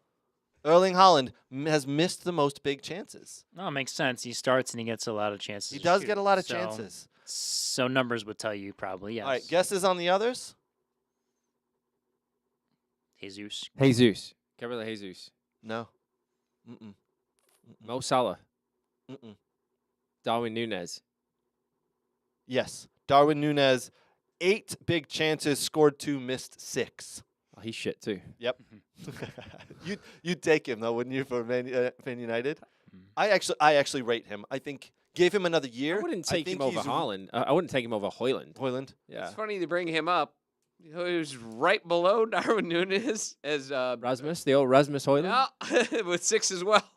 I think Darwin Núñez right now is above Hoyland, probably because he's been in the league a year longer, right? Yeah, Yeah. And that's the experience. and as he should be though. Right. In my I opinion. think you give him another year. I think he's actually, and in the right system, I think he could be a real player. So strikers who've missed the most big chances this season, you did name one earlier, Nicholas Jackson. 9 big chances, scored 2, missed 7. Ollie Watkins. Player you don't want. 8 big chances, scored 1, missed 7. Darwin Núñez, 8 big chances, scored 2, missed 6. And Alexander Isak for Newcastle has had 10 big chances, scored 6, missed 4. Big strikers, very big strikers, big chances, gone missing. All right, best shot stopper this year. Who are the top 5 shot stoppers this year, boys? Pope. Pope is not one. Really? Yeah, good guess, though. I would have thought that, too. I had Sam Johnston as my goalkeeper, my top 11 last week, by the way, because he's got 4 shutouts. Not one of the top shot stoppers. Are they all bottom of the table keepers? That's a great guess. Yep. You want to name some of them? I'll name them off. You ready? I watched All right, enough best, EPL. best shot stoppers so far in the EPL this season. Neto for Bournemouth, Areola for West Ham. Not today. He was useless. Sa for Wolves, Leno for Fulham, and Vicario for Spurs. I think one of the best things Spurs have done this year is pick up a goalie. They picked up a solid goalie in Vicario. Worst shot stoppers this season? Anybody want to take a guess? Top three. No? Just don't know enough. Come on, we People talked right about now. one a little bit ago. Nate. said- Onana? There you go. One of the worst shot stoppers this year is Onana. Flecken for Brentford, Trafford for Burnley. Probably why Burnley are so low down there. No. I'm No, going to blame the goalkeeper for no. Burnley being so crap. Worst, Typical Remember the striker English thing. under 21 captain that won the World Cup a couple of months ago. worst shot stopper in the Premiership right now. Trafford for Burnley. Well, yeah, because Burnley's crap. They are.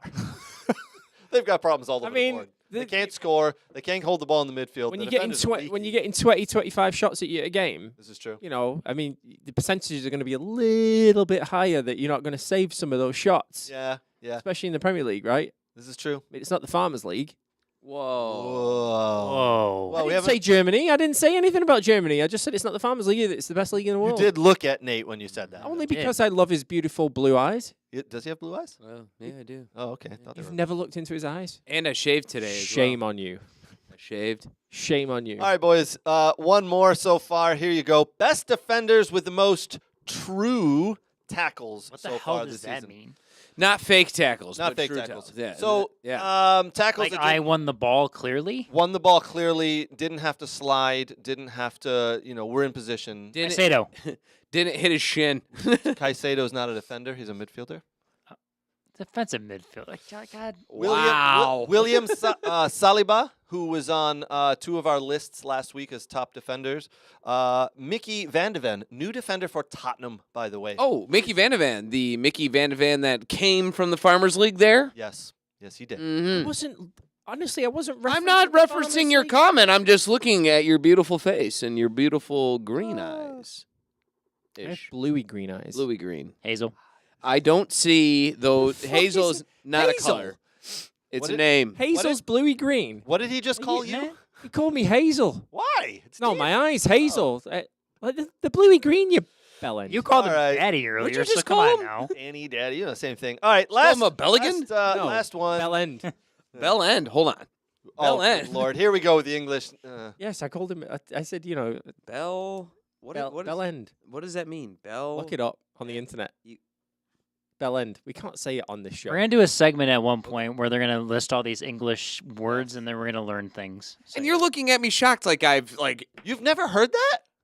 You were the one who said you'd never heard squeaky bum time either. that was I've me. heard squeaky bum. Okay. I All have right, no, you- I've heard of you- it, but not in a long. I want to. Okay. I want to put up right now. Non-English people. Non-English people. So Non-English you people. can vote. Yes. You can't. I'll vote twice. You son of a bitch.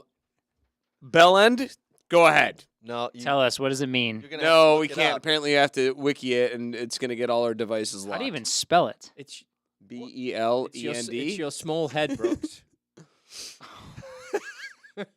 And And we're back to I the thought that one was gonna go. Oh, you got it. You got a it. Schwanzgesicht. Yeah. Schwanzgesicht. Yeah. Yes. A Schwinktdeischwar. Okay. All right. Onwards. Last, one of the best defenders in the league. Very underrated. Ezri Konsa.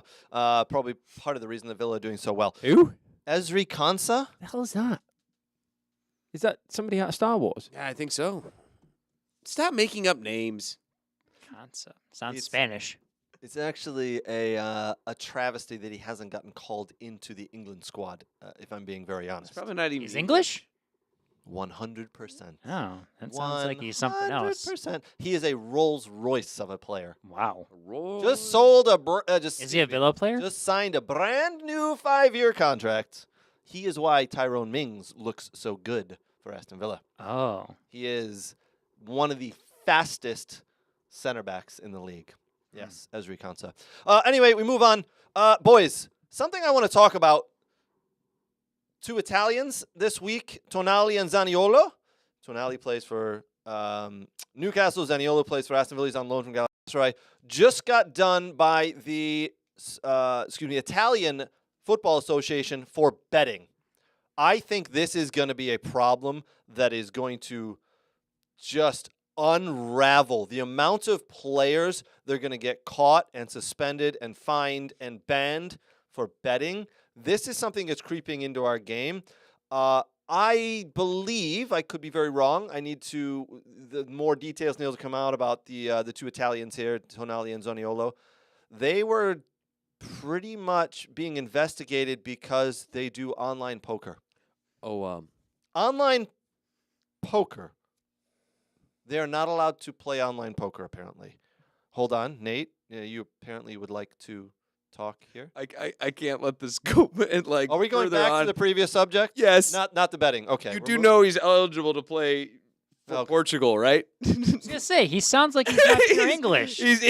No, he was born in England Thank to his mother from Angola and his father from the DRC, and he is also eligible for Portuguese citizenship. I believe he has already played for England youth. Oh, he's capped Oh, out. he's played for England youth. Oh, my. Hey, That counts. guys. How's that usually work out? When Hey, it was 3v1, and now he changed his mind. No, so there you I go. haven't changed my mind. No. just out of curiosity, is he a Ronaldo fan? Portugal. Portugal? No. All right. Maybe a He has very Figo fan. He has a very thick English accent, Mr. Kanza. That's okay. You know who has a very thick American accent? Belly gun. Okay, moving on. Balogun. Gun. I love how we have to keep. All right. Let's get back to the betting, please. All right, boys. So Tonali and Zaniolo have been done for playing online poker. We know Ivan Toney has been suspended for 8 months for betting on games, none of which he played in or influenced. Didn't one of just them- betting on games within the same sport. Didn't one of them get a 6-month ban? Tonali or Zaniolo? No, not yet. No, they're still under. Somebody just got another one. Yes. Another player just There got a is another 6-month ban. player who, Yeah. lower division or somewhere else, did just get a 6-month ban. A manager, as we thought- talked about 2 weeks ago, a former Premiership manager, has been done, and they've let him go. Why can't they play online poker? I don't know. Oh yeah, did they ever list that manager? No, the manager's we name talked has about. never come Never out. trying to Yeah, it's think never about. come out. But why? Are they Why playing- can't they bet on the horses? Why can't they bet on online poker? I Are they- don't get are they- it. Are they Because it's playing? not the same. Are they playing Same online? sport? I don't know. Are they playing online OnlyFans strip poker? How are they not? Is that a thing? What? Is that a thing? Where do I sign up to watch that? Huh? Wait, are they playing OnlyFans strip poker? I don't know. Yeah. Because that's. I mean, why would you not be able to play online poker? It's not like So- you're betting on sports. If you're betting on sports, what I can't figure out is how you're not smart enough to get someone to do it for you. Like, Well, hey, Danny, here's $5,000. Go put it No. on this team for me. Thank you. I think they Like, have. how hard is that? There are some instances that have been. They found that, like Yes. money transferring hands from bank account to bank account, like, and then all of a sudden that same amount being bet. Well, that's where You you know. give them 10% of it, and it's not the same amount. So Do they need So tips? 48 I can help. So you give Danny the 10%. Danny gets Brooks to bet on his behalf. Yeah, He gives him the 10%, right, of the winnings. Okay. So now my bet's placed. Third party, he gets caught. It traced back to him. And I don't know what happened. I just gave to Danny because he You're- needed a loan. you're- And he's a good friend of he's mine. not going to pay taxes on Are it. you in the mafia? How do you guys not know how to do this? You can reach me at NateJanielsBettingHelp.com. Can you actually help me with some of my betting? Yeah, no, I can help you like third party get it off your Oh, books, no problem. What you Oh, I did? like that. Yeah. What you Some did? money laundering. By the way, FBI who's listening to me, these are all jokes. I at no time actually did any of this This is not at a all. betting This and is a everything. parody of a conversation that didn't actually happen. All right. Danny, you were gonna politely say something there, but we're yeah. No, I'm going to move on because I've already relinquished my Bellin comment, so Yeah. I'm not going to say another one. I just had to get the stipulation out. I didn't want to be I- audited. What you didn't say, what you didn't say was, you know, and if you get caught, you're going to jail. Or get fined. You got to get caught first. Again, this isn't really happening. This is all just parody fun. Yeah, but here's the true thing, boys. I think a lot more players are going to come out, and they're going to be found because right now, a lot of them sit at home. They go to training for 2 to 3 hours a day. Then they go home, and they got nothing else to do. So they're betting, absolutely guarantee it. They're doing online poker. They're doing online, maybe sports betting in other sports. They I thought they just go home and play FIFA all day. No, there was actually a report several years ago what a lot of these young men went home and did. Oh. It was weird. Yes. OnlyFans. Yes. Ah. But betting has really come about with the mobile phone these days. So, but I read this and I went, they're doing online poker. What the hell does that have to do with sports betting? They're not allowed to do it apparently. Zaniolo and Tonali had to miss their Italian game this week because of it, because of the investigation. It's a stupid rule. It is. It's dumb. But you can guarantee a lot more players are going to get found out for this. All right, let's get to some of the other pieces here. Rumor is Calvin Phillips, who's sitting on the bench at Man City, has said that he will reassess his Man City future this summer if he doesn't get more games. He was purchased for £55 million last year. He has barely stepped foot onto the field for Man City. He may have missed the window. He's a good player when he's fit. He absolutely is. I told you this the other night. I watched him play in the centre of the midfield against Italy, and Southgate went back to his trusted two-pivot with Declan Rice in the middle of midfield. And I thought he was brilliant, just like I thought he was brilliant at the Euros a couple of years ago. The problem is that the move from Leeds to Man City almost stunted his career. It has, absolutely. You know, because he's gone there to chase trophies and all that sort of stuff. Well, the trophies only mean something if you're in the team winning them with the team. You know, I remember, back in '99 when we did the treble and in the European Cup final, Keane and Scholes were missing through yellow cards. And they just played every single game leading up to the European Cup final. And Roy Keane didn't want his medal because he didn't play in the final. I mean, it's just, Yeah. So, I mean, if he'd have gone to a Liverpool, if he'd have gone to a Tottenham, if he'd have gone to a Man United, he'd probably be starting and playing in the middle of midfield. He is never going to Man United. I'm saying before he went to Yeah. Man City, before. if he was going to those places. Even from Leeds, I mean, he hated the Leeds documentary. Well, if all these teams that have oil money and just backloaded the roster, maybe this would happen. But I thought we'd never get a Chelsea homegrown player in Mason Mount. We did. True. I just think he's playing in the wrong system. I mean, I just don't think City is. I don't know if it's a system. You may be right, but there's just too many good players in front of him. There's just too many good players, and you're right. I don't think it's the right system, Nate. I think there's too many good players in front of him. He made a bad decision in his career, but it's paying off money in his bank account. He's going, but he will reassess this summer where he wants to be. It's probably not going to be there. Let's get to this one.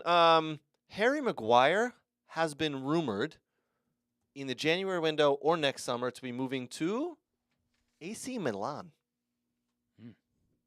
Go eat some pizza, huh? Buying or selling this one, boys. This one came out of the blue for me. I don't see it. I don't see it, but yeah. You know what I'd like to do? I'd like to just wake up one morning and not have to watch, look, listen, or click into some form of Manchester United news that ever revolves around somebody leaving, we're buying somebody's got, a crack problem, somebody's got, all sorts of different problems. I'd just love one day like that. Be a Stuttgart fan. There's nothing going on there, right? Except winning. Number 2. I'd love that one day. Just one day. Just one day. Just one day. Makes I'm it fun. not asking for much. I'm not asking for the world. I just want one day. You can't have it. Anyway, I buy it. I'm not buying it based on his current form, and unless they get another center back in. Agreed. I agree. Here's one. There are 2 clubs right now. One currently second in the Premiership. The other one, who has a striker who they paid £47 million for, who is one of the most wasteful of the season. They're both right now looking to purchase a player we just mentioned who was involved in a betting scandal for £65 million, Ivan Toney, to either Chelsea or Arsenal. I can actually see that happening in the January window. I think Brentford... Isn't he so suspended? Yes, suspended for 8 months. I think he comes back in February. Why is it months? Why is it not matches? Good question. Don't know. Because that's like There's cheating. a date. That's just like, yeah. There's a date he comes Because back. you don't get penalized once the months are done. Then you're like, oh, okay. That's kind of cheating. But £65 million for a player like Ivan Toney. Who hasn't played in 9 months. Mm-hmm. and you pay 65 million for Ivan Toney after not playing for 9 months? I think to one of those two teams, it's worth it. I'm not- Because look at the amount of chances that Arsenal and Chelsea have wasted in front of goal. They both just need a guy who Chelsea- can put the ball in the net. Chelsea have just can do wasted it. 100 million on Mudryk. I trust Do you want to waste another 65 on Ivan Toney? No. They wasted 137 million pounds officially on Mudryk and Nicholas Jackson. Just wasted almost 85 million on Enzo Fernandez. I didn't think he was worth 85 either. I think he was more than that actually. But yeah, Really? I think he was. No. Really? No, hold on. No, I think they paid more than that for him. I think it was closer to 125. Wasn't he the most expensive player in the world? No. For a minute? Declan Rice is the most expensive midfielder in the world. in Declan Premier Rice League. is the most expensive English player at 105. We need to look that up. Brooks, Stato Origato, Mr. Rabato. No, they didn't pay 125. Can you look up how much the Enzo Fernandez transfer went for, please? It was I about could've 125. I thought it was 125. Really? It was 125 and 30, yeah. Yeah, I What think a it was waste of money that 125. was. Brooks is going to look It it happened up. in January, and it happened out of the back of the World Cup. Yep, exactly. They Oh, overpaid. They played World Cup premium tax. Yes, Oh. yes. In There's January. always one. In January. Who was the Liverpool player several years ago? Hold on. We've got an answer. Brooks? So Chelsea set a British transfer record with the signing of Argentina's World Cup winner Enzo Fernandez from Benfica for 107 million pounds, which is 132 million dollars. I The think at Portuguese time club it was announced. 125 million dollars at the time. Okay. Then they signed him to a 20-year contract too. Eight or nine. One of those NBA type. I'm sorry deals. for over exaggerated there. Well, MLB, yeah. By the way, I'm not buying. You're not buying the Ivan Toney? No. There's someone out there that's cheaper. I Bushman? don't think you'll get him cheaper. No, there's someone out there right now that's Oh, you're going to go with some German Bundesliga fella. there's someone out there right now that's cheaper Don't say Masala. who is doing very well and putting away everyone's assists in Germany, and wouldn't cost you 65 million and it'd be worth Which team? more. Who do you think? Stuttgart? Oh, yeah, the Stuttgart forward kid. Who scored again? Mm, Yeah. yeah. And he's really He's leading the league in goals, isn't he? He has 14 goals Yeah. in 7 games or Yeah. 8 games. So if one of them buy him, the other If one he- goes if for he Ivan keeps Toney. on the form that he is, and Mhm. he ain't gonna cost 65 million. Mm. He's not gonna cost 65. He'll be- cost more, but No, I- he won't cost more. I think he would cost like 50, 55. no, get out of here. Mhm. There's no way. Yep. Musa Diaby just cost 50 million for Villa, The and this kid's difference putting is- in more the goals. difference is Diaby has a track record.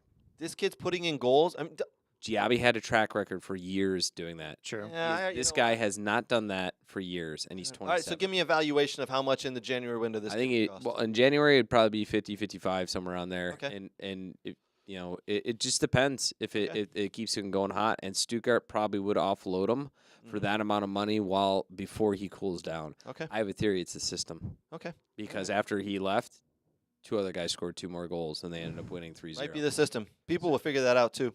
All right, some other news here. World Cup winner, World Cup winner Alejandro Gomez gets a 2-year doping ban. Serie A club AC Monza said the presence of terbutaline, I don't know what the hell that is, a drug taken to calm down bronchitis bronchospasm, was found in the player's sample. He has been banned for 2 years for taking a drug that prevented him from having a coughing spasm. You got to know what you're putting in your body. You got to know I'll if say it's Pogba. illegal. Pogba got suspended too. Pogba had testosterone, steroids, I think they were- human growth, something or Yeah, another, human right? growth He had human growth hormone in Yeah. HGH. HGH, yeah. Yeah. So he's been banned. That could be the end of his career, especially with the injuries he's had. Probably. Yeah, he's But- shit. But I mean, that's what happens. But you know, God, watch him come to MLS. oh yeah, Jesus. Oh, man. You all right. would love him in MLS, Brooks. I would not. Yes, you would. I'm not a Pogba fan. I thought he was always overrated. Some other quick news here. Belgium and Sweden game this past week. Past weekend was abandoned, but after the result was 1-1, there was a shooting. 2 Swedish fans died. Both teams got a point FIFA agreed to let the game stand and not be replayed or finished. Both football associations agreed they did not want to replay the match. The result does this was a qualifier, by the way, qualifying game. The result does not impact Euro 2024, as Belgium had already qualified and Sweden were mathematically eliminated already.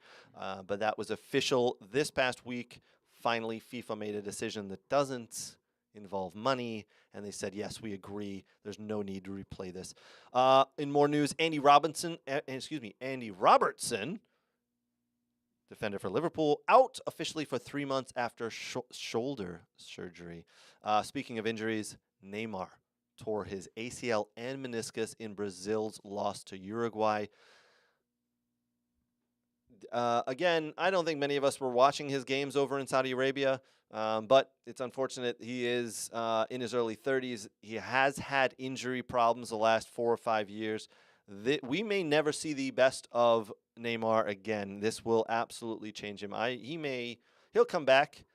I think he'll play another year in Saudi, and then Brooks, you may see him also come to the MLS. Sorry, Probably Inter Miami. I don't know if he'll go to Inter Miami. I mean, this is 3 years down the road, is my Him and guess. Beckham are very good friends. This is true. They are good friends. Yes. But he's got a year of recovery. I think he'll play another year in Saudi, and then that third year. I don't see New York. LA could be only one. I see Miami. I feel like a lot of those South American guys like to go to Miami. Yep. So yeah. I know Danny is going to hate this, but I had to put it in here. I apologize. This was a rumor I read. Jim Radcliffe had come out this past week. He will be, obviously, Danny, where are we at with this takeover? Has it gone through it all yet? No, they're still at the negotiation phase right now. The deal for 25% is still agreed in principle, but it's not a total agreement due to the fact that there is the two sticking block situations that I talked about last week. Was the sporting control and the phase takeover plan, which is two total control. He wants both of those things locked in place before the 25%. But there are certain things that are coming out like right now about that Paul Mitchell has moved to the north, bought a house in Manchester recently, and Paul Mitchell is one of the best sporting directors in the world. And Sir Jim Ratcliffe has basically said that as soon as I take over this 25%, you are coming in and we'll institute the sporting director role at Manchester United. So. Oh, wow. Well, new owner, almost new 25% owner, Jim Ratcliffe. I don't know if I believe this, but I saw it in the rumor mills that he came out and said this Casemiro signing was a mistake. This came out of the Guardian newspaper, which is generally pretty reliable. It's not like the Sun. I mean, the Guardians. But the Guardians. But why would he? I don't know why he would come out and say that. I mean, to be honest, I think last season nobody would have agreed with that, but this season it looks like Casemiro's running with cement in his boots. But anyway, I don't agree with that statement, and I don't know where they got it from. And I think again, it's just, it's so funny. It's just, I go back to the, and not to get in your head or not to blow the roof off this place of being Manchester United, but I go back to when City won the treble in the summer, right? And the day after that City won the treble in the summer, there was a small section of the newspaper on the front page of the Sun, the Mirror, and everything that said Manchester City wins the treble, and then the entire front page was Marcus Rashford breaks up with girlfriend. I mean, Manchester United is just the biggest club in the world, cut dry above everybody else, and any news is big news. So, yeah. Well, the only better source is TMZ. So there you go. Oh boy. Okay. Yes. Well done, Brooks. All right. Here's one for you, Brooks. Bruce Arena has thrown his hat into the ring for the DC United job.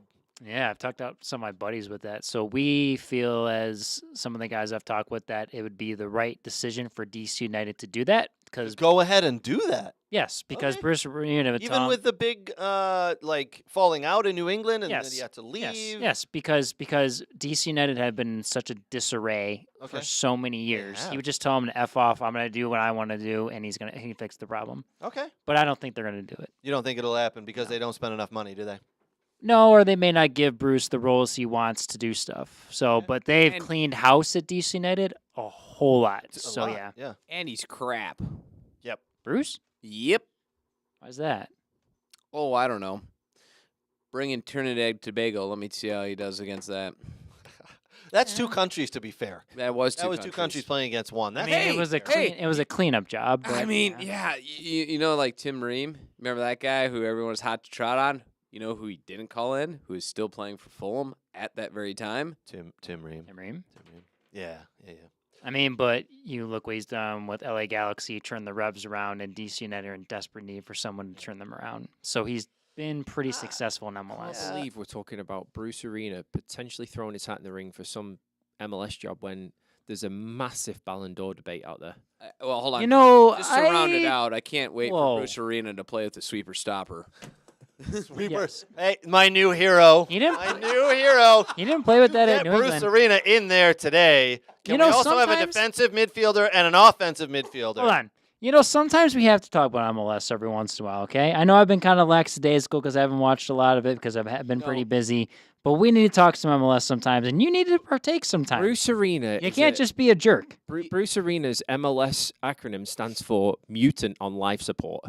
And Brooks is right. Every now and then, people need a restroom break going on. I was told they do that during the German segment of the show. Wow. There isn't even a German segment anymore, so we move on. I thought they did throw the Man United stuff, Victor but that's told just me. Wow. Man United stuff. Victor Wow, told me he's that. he's throwing darts now. All right, you know, all right. Shit. You want to go down the lacrosse bubble? Oh, wow. All right. Craig. I mean, I think Victor gets a sandwich during the Villa talk, is so true. yeah. Craig, let them fight. Let them fight. Let them be at it. We did bring up that last piece of news about Bruce Arena, so we could lead into the new 2025 MLS club that's joining. Oh, San Diego FC, a very original name. Added Yeah. FC, San Diego FC. Did you boys get a chance to look at their crest? Yeah, their not badge? only did I look at the crest, but I went deep in the history of the name of San Diego. And do you know that apparently it stands for whale's vagina? there you go. Spanish. There you I go. do not know where that Anchorman, comes from. Ron Burgundy. Yes, is that where that comes from? Have you You've got not an, seen got an image Anchorman? of it? What? Have you got an image of it? If What? Time the out. logo or what he's talking about? Wait, hold on. You've never seen Anchorman. I am not a movie guy. so, first thing, No. to be clear, if the rival teams do not use that as a chant against them, they're surely missing out on like. You need to go to your FC Cincinnati friends. I have friends. I want to see the logo. All right, you ready? Yeah. Here you go. Boom. So my comment on the Facebook was, it looks like it's something out of the movie Terminator. Dude, It looks like a corporate logo. It looks like the first 1994 Yes. MLS logo, like that they just rolled out. All right, with. we are going to take that down because I don't want to get dinged by the MLS. But it's San Diego FC. Like, they couldn't have done like San Diego Sharks or San Diego, like There's something a whole cool. thing about How? the logo and the colors and everything, and it's complete. San Diego crap. Mavericks. I don't know. Bullshit. They could have picked a better name How than is San Diego every FC. MLS team's marketing department just fails on application. Here's Every Chicago time. Fire. Look, some lines. Woo. Every time, man. Like, it's like surely there's designers out there that need help. College kids that just want a dollar. Inter Miami's the best one. I like Yeah, it. internet. Miami's the best one. Hold on. I don't know. FC Cincy Shield is really good, honestly. The It's Portland nice. Timbers one's a- really good. And I do like the new Seattle Sounders one as well. It's an English national team knockoff. What? Which one? That. Where? Who? That. Where? Who? That's an English national team What? knockoff with the thing Oh. on the front. You don't know. It's a griffin. You don't have griffins on your national It team. looks like a lion. A lion doesn't have wings, bro. Nor does it have the appendages to hold up a sword. Yes. Are you kidding me? It looks like a lion. It's Do a you knockoff. even know your national team crest? There's no Yes, I do. flowers I've bled anywhere. for it. There's no flowers. Then you should know. It's a looks like a lion. How many The swords are in your Timbers crest? one's really good for It looks me. like a lion. It is a lion with wings and it's holding a sword. It's a mythical creature. It's from Harry Potter. Thank you. Oh my god. What did You know Harry Potter, right? You know Harry Potter. I've never I'm watched it. It doesn't surprise. You know J.K. Rowling, It doesn't right? surprise me that you've watched that, Brooks. It's And- definitely nerdy. Onwards we go. We're gonna do a little bit of MLS playoffs What's that next supposed to here, mean? guys. All right. Playoffs. Playoff? We talking playoffs. Danny, you can go ahead and take a nap because we're gonna talk playoffs. Okay. All right. Because Inter Miami is not in it. He just doesn't care anymore. So, That's not fuck true. off. Whoa. Oh, Craig, let them fight. Whoa. That's you know. This is a kids show, bro. You know, Brooks. Is it? Brooks, if you actually had a team to fully support, then maybe you could contribute to words with a little bit more intelligence than fuck off. I do. I support the Portland Timbers. That's my team. Okay, so give me why you support the Portland Timbers. Well, because I was a scout for them for like 8.5 years. So you've got no yes. lineage, no tie, no passion, no nothing to that club. No. You just work for them, so you decided to put on the crest, and that's it. That's who you support. No. You I were born in Michigan. Yes. Just like Danny. Actually, I was sadly born in Pennsylvania, so Union are my second team. So if you were born in Pennsylvania, then Union should be your first team because Well, at least I don't deny things because you're a Manchester fan. So Oh, that was weak, actually. All right, boys. We can go on all day with this. Yeah. Let's show the playoff graphic. Here we go. Again, I'm not going to put this up forever. We do have play-ins. The final game is December 9th on Apple TV. But as you can see, these are the 9 teams from each division that have made it. FC Cincinnati, number 1. They face off against Charlotte or the Red Bulls, whoever wins that wild card game. Yes, there's a wild card play. So Red Bulls, out of any American sports team, whether it's MLB or whatever league, the longest playoff streak. I think it's like 14 years they've been in the playoffs Seriously? straight. Yeah. Oh, my. Yeah. Oh, interesting. Okay. Yeah. All right. I mean, they made it as a wild card, but They they did. made They it. had to beat Nashville on the last day, and they did. And there we in go. Nashville. This is true, yep. Expansion team, St. Louis City, number 1 on the West, and they will play either the who are they playing there? SKC or Quakes. San Jose. Yep, in the other I hope SKC wins and they just get smashed because that would be a nice derby match, Yeah, the that St. would. Louis City, Kansas City match. All right, I know Nate has picked FC Cincinnati. Danny and myself have picked the Field. Brooks, pick a team who's winning. Give us one team who's winning in the playoffs. Playoffs? Who's winning the Cup? Who's winning the MLS Cup this year in 2023? Oh, man. I'm going LA. Ooh. Well, yeah, and he moved like the that one. graphic. Yeah, I took the graphic down because I'm Don't trying you- not to put it up I forever know, so I we don't know. get Do dinged. you remember when I called who would win I the got whole it. thing last year based on pure crap? Yeah. Tomfoolery. And I was right. I don't remember that at all, but Yeah. I'll take your word for it. So I'm going to say. Come on. Who you mm, got? While you're thinking, Yeah. you Yes. guys understand, like, we could get a one hell of a game as was it semifinal match between FC Cincy and Columbus there. Yes. If that Oh, yeah. could, It'd be that very could be good. one That hell would of be- a that would be a hell of a goddamn game. All right, this Yeah. is this is One this is great a long tickets shot to here. that, This is a yeah. long shot. Yeah. Houston. Really? They've had a really good year. They've won Vector U.S. Rivera, Open maybe. Cup. Okay. They finished off very, very well. So the team that's usually going hot into the playoffs usually Yeah. does pretty darn well. Okay.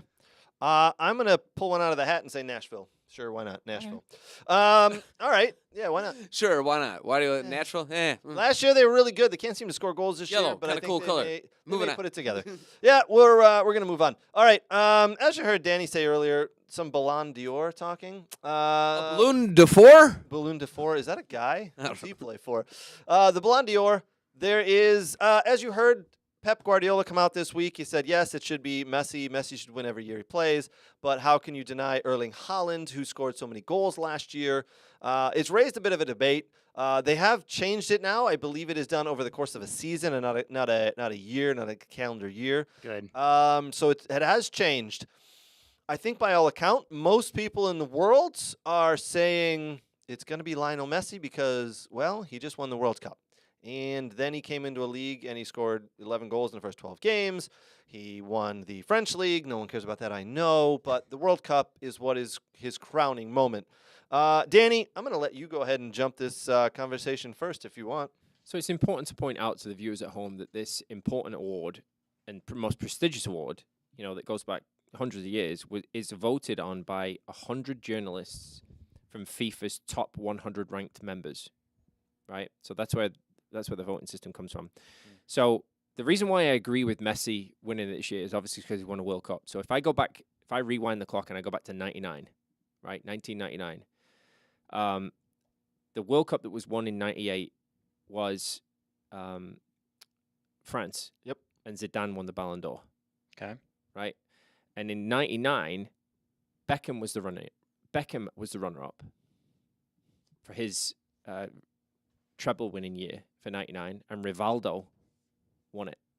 Now, it was a non-World Cup year, and he won it because Barcelona won La Liga, and he topped the league with 24 goals that season. Messi deserves to win it alone this year, not only because of the World Cup, but because of his career. in my opinion. Kind of a crowning moment. It is. I mean, you it's would just say? the guy has just topped what Maradona's ever done. Yep. Topped it. Topped what Pele's ever done. And there's no other player after that. Lionel Messi is the greatest player to ever grace a football pitch in world history, and he just won the coveted prize that every footballer wants to win. I think you and I are on the same page with that, Danny. I think I'm on the same page with you there. Mic drop. I think there may be one or two people in the room who disagree. Brooks, agree, disagree, thoughts? I'm looking at the list of players that Yeah, were please list them candidates. I mean, you had Julian Alvarez, Nicolo, He'll never win it, not this year anyway. saying Nicolo Barella for Inter Milan, Jude Bellingham, Karim Benzema, Yassine Bonunu, which is an Al Hilal guy. Yep. Now De Bruyne, Ruben Diaz, Antoine Griezmann, Ilkay Gundogan, Josko Gravadol, Erling Haaland, Harry Kane, Kim Min-jae, Randall Kolo Muné, Paris Saint-Germain guy. It's the one Greek guy we can never pronounce, the center back. Kvaratskhelia? Kvaratskhelia. Yeah, He's on Kvaratskhelia. the short list. Kvaratskhelia. This is all the people that were candidates for it this year. Oh, The short list, yeah. This is not, yeah, Kvaratskhelia, by the it's got way, like is gonna 20 move players. somewhere Is that the soon. short Yeah, list? they call it a short list, yeah. Yeah, this is the short list. And then Lewandowski, Martinez, Emiliano Martinez, Yes. Lautaro Martinez for Inter Milan, Kylian Mbappe, Messi, Modric, Musiala, Odegaard, Onana, Osimhen, Rodri, Saka, Wait. Salah. Did you say Back up. You said Andre- Onana? Andre Onana. Mhm. He had a good year for Inter, but Mhm. Ballon d'Or worthy? Not a Ballon d'Or worthy. Yeah. Correct. No. I agree. He was good last year. Wow. Yeah, but Yeah. Salah, Silva, Bernardo Silva, then Vinicius Jr. Didn't you ask like a simple question and you got a list? This is what he wanted. He wanted to know who the candidates were. I mean, I thought it was going to be shorter than that, to be honest. But there we go. It's the short That's not list. his fault. That's It's not the his short fault. I mean, okay, so but second, wouldn't you maybe a Jude Bellingham possibly be one? Because he No. did have a No, good year. no. This This year, coming this up, year, yes, yeah. absolutely, 100%. Yeah. Not Last year, Mm. no. The only one there, the only two players there, in my opinion, that could win it or should win it is Erling Haaland and then Messi. And I think Messi tops it for the World Cup for the reasons Danny said. Okay. There's And no argument. Yeah, There's no argument. There's no argument you can give. October 30th, I want to say, is the official drawing. Or the The voting, presentation. yeah, the presentation. Yes, correct. Presentation? October 30th. October yes. 30th. All right. I mean, yeah. Hosted by Didier Drogba Didier Drogba? is hosting it. yes. Really? That's what Wikipedia tells me. By the way, Fox in the box, Didier Drogba, put the ball on his foot anywhere on the field. No, I don't want him there. Put the ball on his foot in the box. Yep, absolutely. He is the man you want the ball to fall to in the box. Anywhere else in the field, crap. So tell me why Emiliano Martinez, is he a top 5? I don't know about top 5, but top 10. Goalie, best goalie in the world. Yes. Won a World Cup. For Villa, he is phenomenal. Won a World Cup. Did you see the save that won the World Cup? I'm just saying, though, won the World Cup. And he He's saved. changed Aston Villa, right? He's got them into the top competition for Europe, right? Mhm. Like, I Oh, mean, he is- I'd say he's- that's top 5 worthy. I think he's the best goalkeeper in the world last year. What, really? Who beats him? Who beats him? Just say it, Danny. I don't. Emi Martinez in the top 5. What are you smoking over I there? said top 10, not top 5. Players, there has to be a goalie in there that he affects game. He won. I mean, Messi, he Haaland. solidified. You know how the two sports are correlated, right? It's just why football players, American football players, kickers never get into the Hall of Fame because they're kickers, This is true. right? Well, they do. It just takes them a Goalkeepers while. don't get the recognition they deserve, and they'll never get a Ballon d'Or. They will never do it. No, he'll. Has no, the goalkeeper never won that? I don't believe I so. don't think so. You probably have to get like a lot of shutouts in a season, Uh, plus win the World Cup to even Yeah, get I mean, if considered. one had deserved it, it would have been Schmeichel. A couple, during in his heyday. Yeah. Other than that, I don't think a goalkeeper's ever won it. No. I'll have to look that up. Yeah, let's look that up. Again, I think it's moot point. Messi walks away with it. Absolutely walks away with it. I don't know. I'd love to know what people online think. Couple other little pieces here. Ex-U.S. women's national team coach Andonovsky is the new KC current coach, by the way. Brooks, I thought maybe you'd be happy about that for some reason. I don't know. What? No, go ahead. What were you going to say? Only one goalkeeper has ever won the Balloon d'Or. Lev Yashin in 1963. Oh, okay. Yeah. I don't know who that is. Russian. Yes. You could, or was he Russian or was he Russian? Do you want me to look at? Let me look. Yeah. Who at did he it. play for? Lev Yashin. I've heard the name. Did he play for? Must have one hell of a stats. Soviet soccer goal. Yep. CS Moscow. Spartak or CS Moscow. Mhm. Yeah. Must have had some great Yeah. stats. You don't have any thoughts on the Ballon d'Or this year? I mean, I think it just boils down to what do you value? What do you think is harder to win, a treble or a World Cup? That's fair. So you think you agree it's either Erling Haaland or Messi? Okay, I'll break So that which- down for you. So usually when a Ballon d'Or winner usually is based off of somebody doing something special within that year. And Yep. you had Messi, who's a very great player, who won a World Cup. And then you had Erling Haaland, who is, I would say, a very set the goal. The goal was the top goal scorer in the hardest league in the world that also won the treble. And I think it is between those two players. And then that's what it boils down to is which one's harder. And that's just a question. I'm not actually telling you the answer. Sure. Can I'm I not redirect? saying. Go for it. Can I redirect? I mean, Messi is playing right now currently in the hardest soccer league in the world because the rest of them are football league. can I? I'm going to redirect. I mean, he did win the league's You let me cup. fucking redirect or what, you twat? Fucking redirect. All right, redirect. The redirect is this, right? Do we think that in that Man City team, it was easier to win those trophies versus Argentina winning the World Cup against that field? I think Argentina had a really good squad going in there this year. I think you had, like Craig said, I think one there of were the better. three, maybe one of the- 4 teams better than Argentina. That could've won the I'll World Cup. tell you right now. I think getting through. I'm going to say this right now. Yeah. If your boy doesn't make that save against Mbappe, I don't think they win. we're talking about Mbappe putting on one of the best performances in any player's life in a final and winning a World Cup, and he is your winner He's not wrong. because Mbappe Yeah, no, I was agree the with that. best player on that field in that final period. He just didn't win it. That's why his name's not on. I'm going this. to actually take what you just said, Danny and Nate, and I'm going to say, by that standard, Julian Alvarez should win it because he won the treble and the World Cup. By the way, having the best season a player has ever had in the history of the sport. Brooks, your hand is up. And Yes. hey, But kind of made a case, didn't you? come on. You can't give it to Julian Alvarez over Holland or We Messi. gave it to Vladimir Sputnik over there, 1960 whatever. I forgot the guy's name. That's just like, Yashin. Sputnik? All right, Yeah. you were going to say something, Brooks. Go ahead. I don't know. My opinion, it's harder to do something and be consistent over a year than 3 weeks. That's how I take fair it. point. Fair point. I'm gonna make one more case for you. Okay. Okay, hardest league in the world, Premiership. hardest European trophy, Premiership. Or you mean Champions League? Champions League. Yep. Hardest international competition, World Cup. World Cup. Okay, Yeah. cool. Players on City did not win the World Cup, correct? All but one. All but one. Correct. Just Alvarez. Yep. Players on that World Cup team didn't win the Premier League or the Champions League, all but one. Yeah. Oh. So what's the common factor there?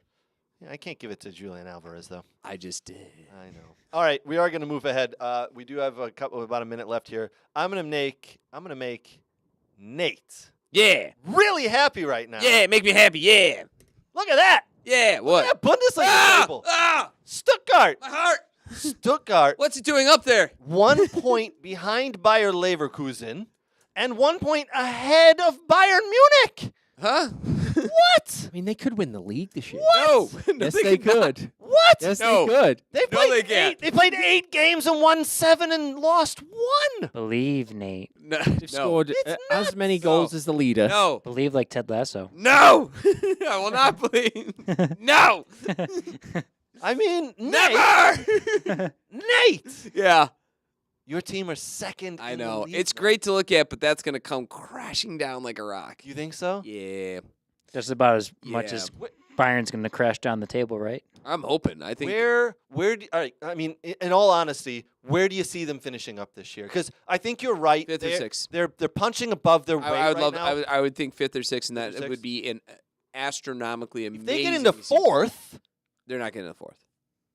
They're not getting the you fourth. got a dream, my They're friend. not getting the fourth. Actually, I don't want them to be in fourth. Because it might ruin next year, and they'll fall down. Look at they'll what's do a doing. West Ham. Union Berlin is struggling right now. Yep, Yeah, absolutely. yeah. I rather see him go fifth and sixth, Yeah. fifth or sixth. I rather see him go in a European competition where they actually can compete because they ain't competing in the Champions League. And you're not gonna overhaul a team in 1 year like that. It's not gonna happen. It needs to be a slow build, yeah. If we Danny? come back in January and they're still in the top 3, you don't think he's going to be secretly thinking they can win the Bundesliga? Oh yeah, you know those thoughts would creep in. So- 100%. Okay, here's Bundesliga chat time. Ask an expert. Here's the problem. Brooks, what do you think? Oh, I'm sorry. Oh, I'll get my thoughts after. Here's the problem. The one team that they played that is top four worthy, Leipzig. Yeah. You saw what they did to them, which they went out ahead and then they came back and just pounded in four because they have the players to make a systematical change to alter the game. Leipzig have that. Dortmund have that. Munich have that. Leverkusen even has that. Stuttgart does not have that, but they have the ability to, and they've beaten all these teams at the bottom of the table. If you throw that table back up there, even Union Berlin, who was very good, you look at them now; they're bottom of that table. They beat all Mainz, they beat Bochum, they beat Cologne, all at the bottom. They beat Gladbach at the bottom.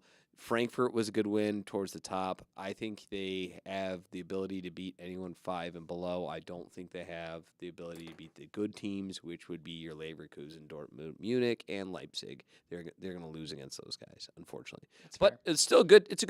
It'll still be a great season. Absolutely. Period. I mean, Period. it's a great season the way it's been. They got more wins right now. They got as much wins right now that they did last year. Yep. So You don't have to worry about relegation. yay! Hopefully not. That's a bonus right there. Yeah. All right, boys and girls, that's going to wrap us up for the week. We really appreciate you joining us. We appreciate all the comments. Listen, do us a huge, huge favor. Give us a like, give us a subscription, give us a share wherever you're at. And if you're listening to this as a podcast, give us 5 stars. It means a lot.